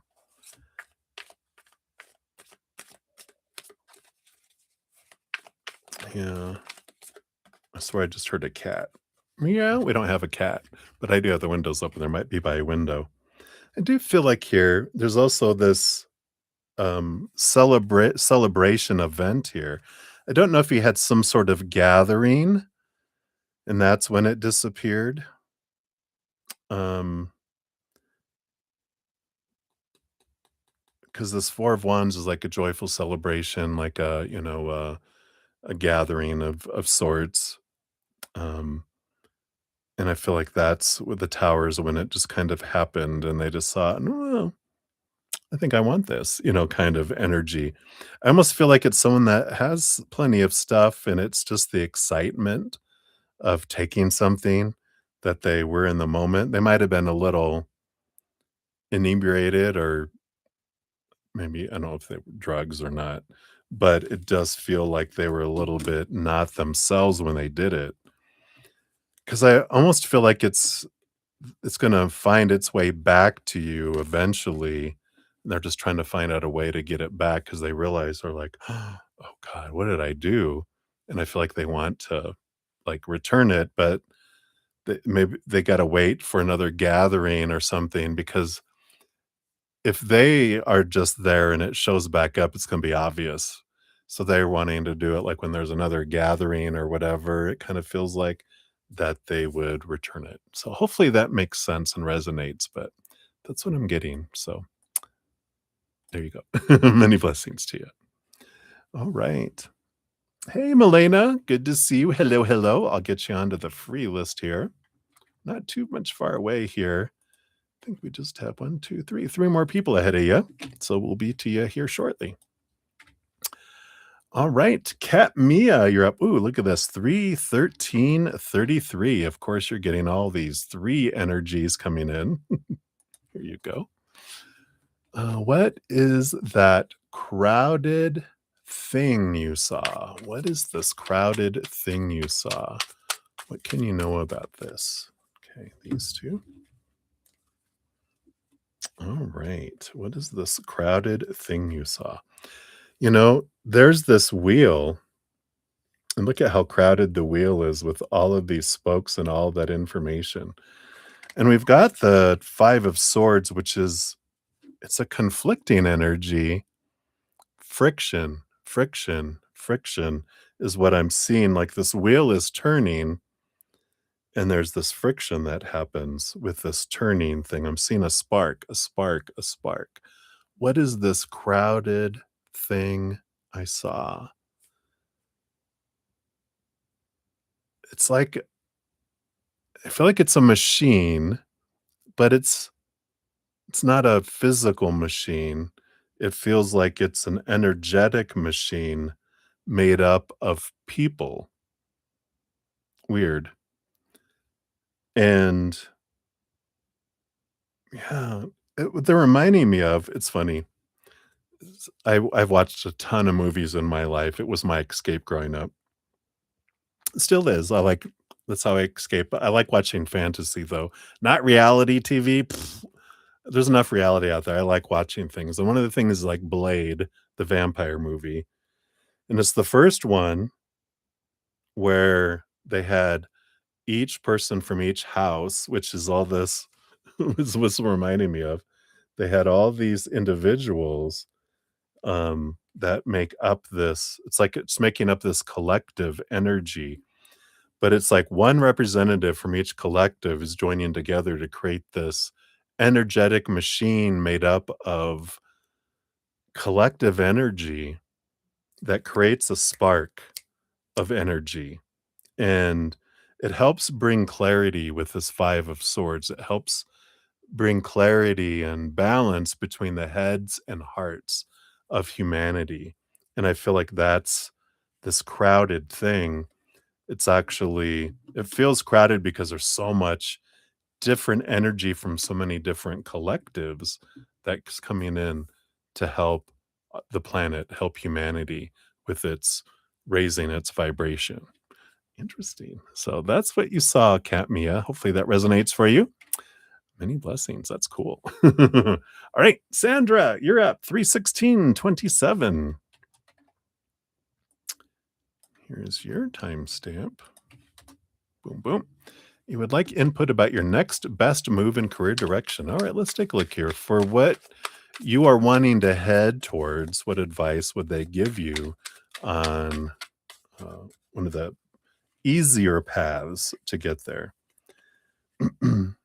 Yeah, you've got the Eight of Swords and the Ace of Swords. And this does talk about here swords is mindset, thinking, stories. And the Eight of Swords is about letting go of thoughts and beliefs and mindsets that make us feel blinded and bound and trapped and restricted and small and powerless kind of energy. Ace of Swords is see things from a higher perspective. So it's like getting out of your head around the expectations and that, oh, this is how things are supposed to go and should go and need to go and have to go. Because when we start focusing in on how, we limit the universe instead of opening up more, look at more possibilities. It's like think outside the box, think outside your company, think outside your career, even in what it is that you're wanting to do. Where is it that you're wanting to go? Not what your head thinks you're supposed to, right? This is where's your heart leading you? Where's your excitement leading you? Because I feel like what they're saying is for the most happiness and the best move in career for you, because happiness and contentment and money, we like that, all of that. I feel like you're able to bring things to a different place. It would be like, let's say you're a psychologist. This is the example they're giving me. Like, let's say I'm a psychologist, but I love drawing, I love painting, I love art and all that. And, the first person that was like, well, I'm a psychologist and, you know, um, but that's what I'm trained in. And well, we need to do it this way. But they're like, I wonder how can I bring art into my psychology? Because I want to do the best of both worlds. And then someone created art therapy. And it's amazing. It's blown up across the world because someone was willing to do it, right?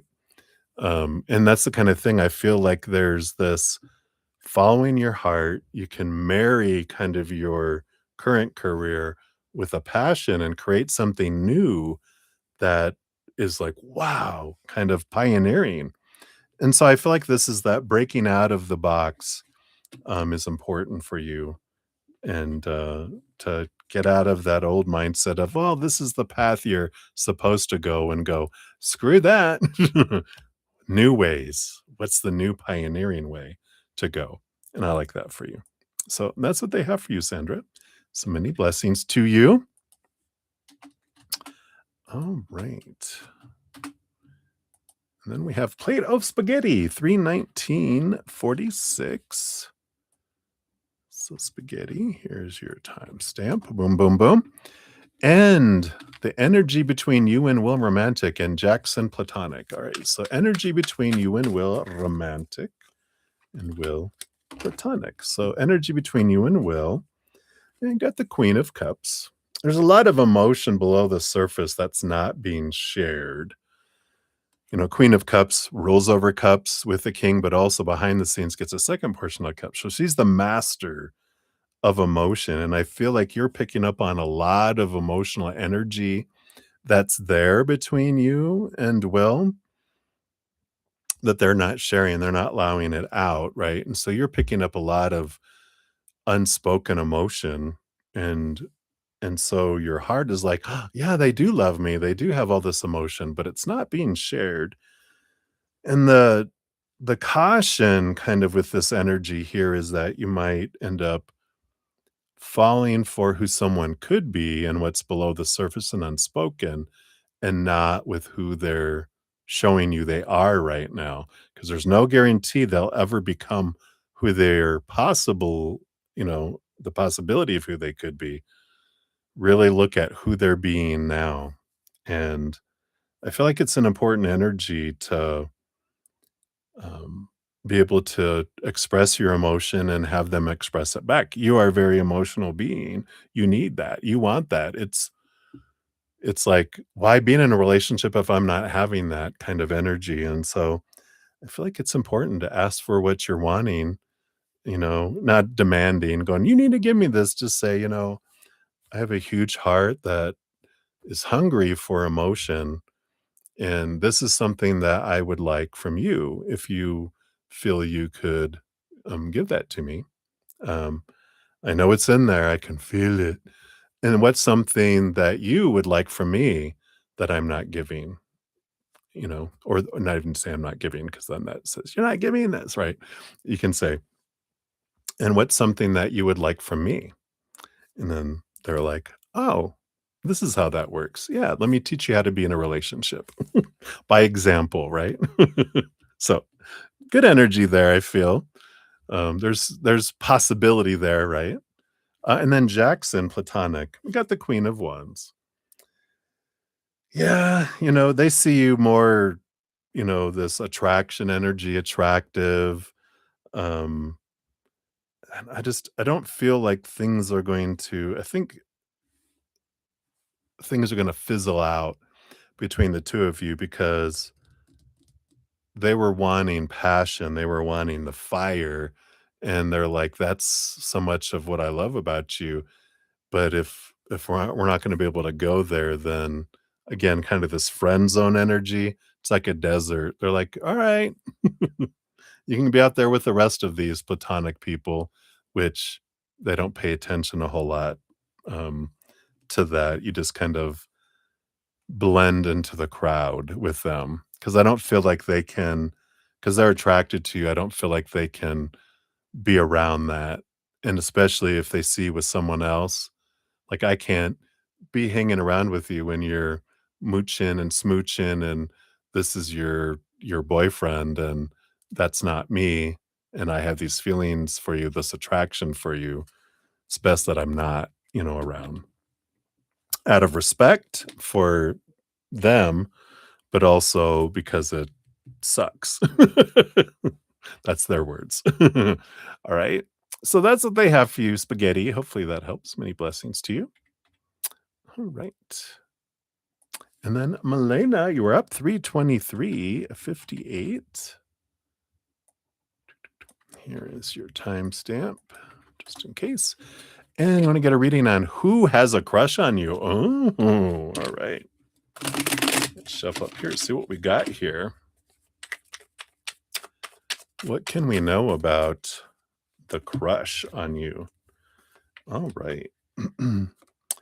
Yeah, this is someone with the 5 of cups that sorrow, sadness, and the magician card is about someone who has action. So, for this, I feel like you know who this is because it's someone that showed interest and you kind of did the, here, I'll do my little, I got this little no button here. I put it over here. It's this little no button.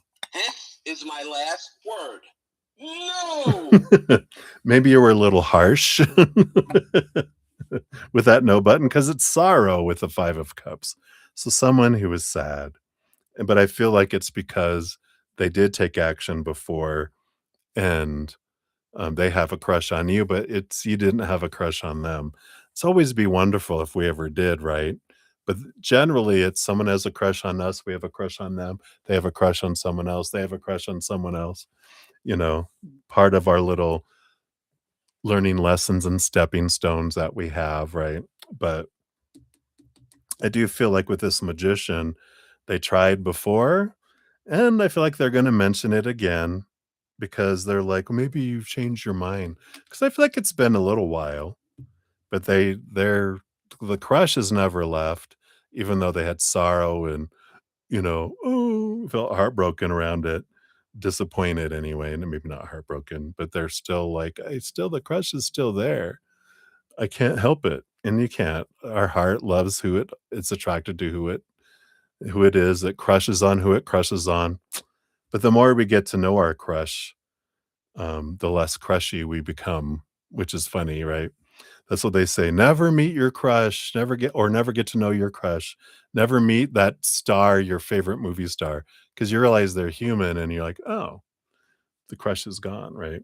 But I feel like that is the one they want you to know about right now, who has a crush on you. And I know, like, it's never who I want it to be. Dang it. All right. So hopefully that helps, Melena. That's what they have for you, my dear. So many blessings to you. All right. I think that is everyone. Let me just check my emails here just to make sure we didn't get any other donations that came in. Nope, we are good. So, um, what I'm going to do here, let me see if I can grab this thing here. Hopefully, I don't overload my system here. I'm going to do a number generator. This is how I pull winners. So I'm going to pull the winners live for donations and the winner from the free readings. I'm going to pull one from each. We've got 9 um, from the donations. So 9 entries. And so I'll hit it 9 times, and whoever we end up with will be the winner. So we got 1, 2, 3, 4, 5, 6, 7, 8, and 9. So we've got Maria P is the winner from the donations this evening. So you win a 15-minute personal recorded reading. So congratulations, Maria. Put you up on the little winner block here. And then from the free readings, we've got 13. So 1 plus 3 is 4. So I'll hit it 4 times to see who the winner from the free readings is. So we got 1, 2, 3, and 4. Well, Milena. We got Maria and Milena. So Milena, number 13, lucky number 13, you are the winner for a 15-minute personal recorded reading. Sorry. Misspoke there. I usually give for my new moons and full moons, I give a 30. So I'll put down here, email me at bruttazen@gmail.com to claim your reading. I'll put it on here, your 15-minute personal recorded reading. Boom, boom, boom. So I'll put that in the pinned comment is down there as well. So unless you're still here, hey.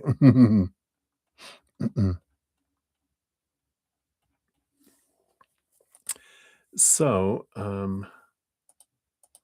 those are the winners. Hey, Angelic Soul Witch. I'll get you added in here for your free reading. You just didn't make it in time for the, um the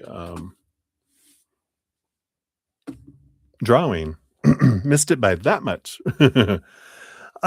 Spaghetti, well, you can't hurt anyone. You're not that powerful, you know? No one's that powerful because no one can hurt me, but I can choose to be hurt by someone's actions or non-actions, words or silence. So, um, that's up to them. You can't they could also choose not to be hurt, so that's their choice. They're just, I don't feel like it's not like hurting, like pain. I feel like they think it sucks, you know? Um, I don't have you ever been, like, had a crush or been attracted to someone? Yeah. "Oh, no, it didn't bother me." Whatever, you know? But, yeah, because if you've ever, like, liked someone and they like someone else and you have to be in front of them and you're like, "Oh, man." And they're like, "Do you mind?" "Oh, no, you're fine. No, it doesn't bother me at all," right? We don't go, "Yeah, it really sucks," and blah, blah, blah, especially, Jackson. They're not someone that's gonna have someone you've already made your choice. I'm not gonna, create it or whatever. I'm just gonna kinda, do this, but I feel like it's gonna fade kind of energy. So oh. So you're like, "Oh, they have a crush on you, you have a crush on them, they have a crush on someone else?" I see now, okay. I didn't realize that. Alright. So,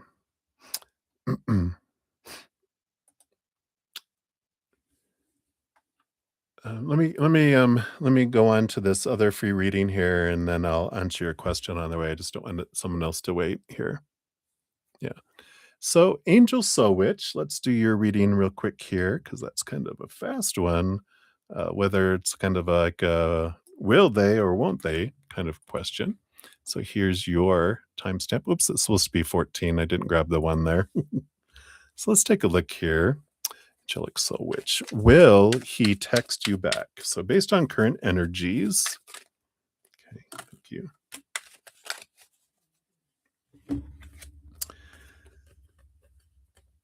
You know, I with the Chariot card here, this is a movement action energy.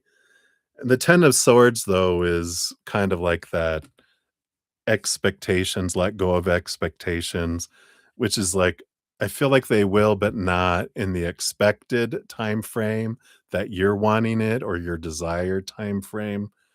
And so it's kinda like "All right, I'm just gonna let it go and release it, and they'll reply whenever they reply," kind of energy that, comes in here as well. So, there is that, that they will, but just not in the time frame and kinda what you're looking for, as well. So, hopefully that helps. So that's what they got for you, Angelic Soul Witch. Yeah, let me change your question. We already did your free question for today, so, I'll just, do a little bit here. Yeah. We can make that tomorrow's question for because now we're going into another reading kind of thing, but, you're welcome, Angelic Soul Witch. So we can, like, pull maybe that question tomorrow, for the free question, since I know you can't donate, you said earlier, right? Like before. But, we can dive more into that there. But as far as, like, just because we were talking about Jackson, um, you know, like with anything in life, and this is a good thing for all of us to know, right? I spend most of my energy focusing on what are my stories for myself, what are my emotions for myself, what are my energy for myself, what are my actions. I take responsibility for that and what am I wanting to put forward. I can't control and I can't if I start worrying about what everyone else is thinking and doing and how I'm impacting everyone, I'm gonna be walking on eggshells, which I know you don't, um, and it but we can start to be like, "Oh, well, I don't wanna do this, I don't wanna do this." It's up to us, like, if I'm hiding my feelings, from other people and I'm expecting them to ask me and to cater me, I'm gonna have a miserable life because basically what I'm saying is that if people need to speak up and tell us what they want and what they don't want, and be honest. If you ask someone, "Is does that hurt you?" Da da No, then you're gonna even though intuitively you're like, "I think they are," that's not we asked, they said no, then I'm gonna trust you at your word, and I'm gonna live accordingly to that. If they like, "Yeah, it does hurt me," then it's like, "Well, how would you like to handle that?" Would you just not wanna be around or, you know, then it's like, "Okay, I won't talk about the other loves in my life that I have because I know it you have, that, so I'm gonna honor that." And then we change our action out of love for people, not out of expectation or, fear and all that. And, um You know, and so the same thing with, other people.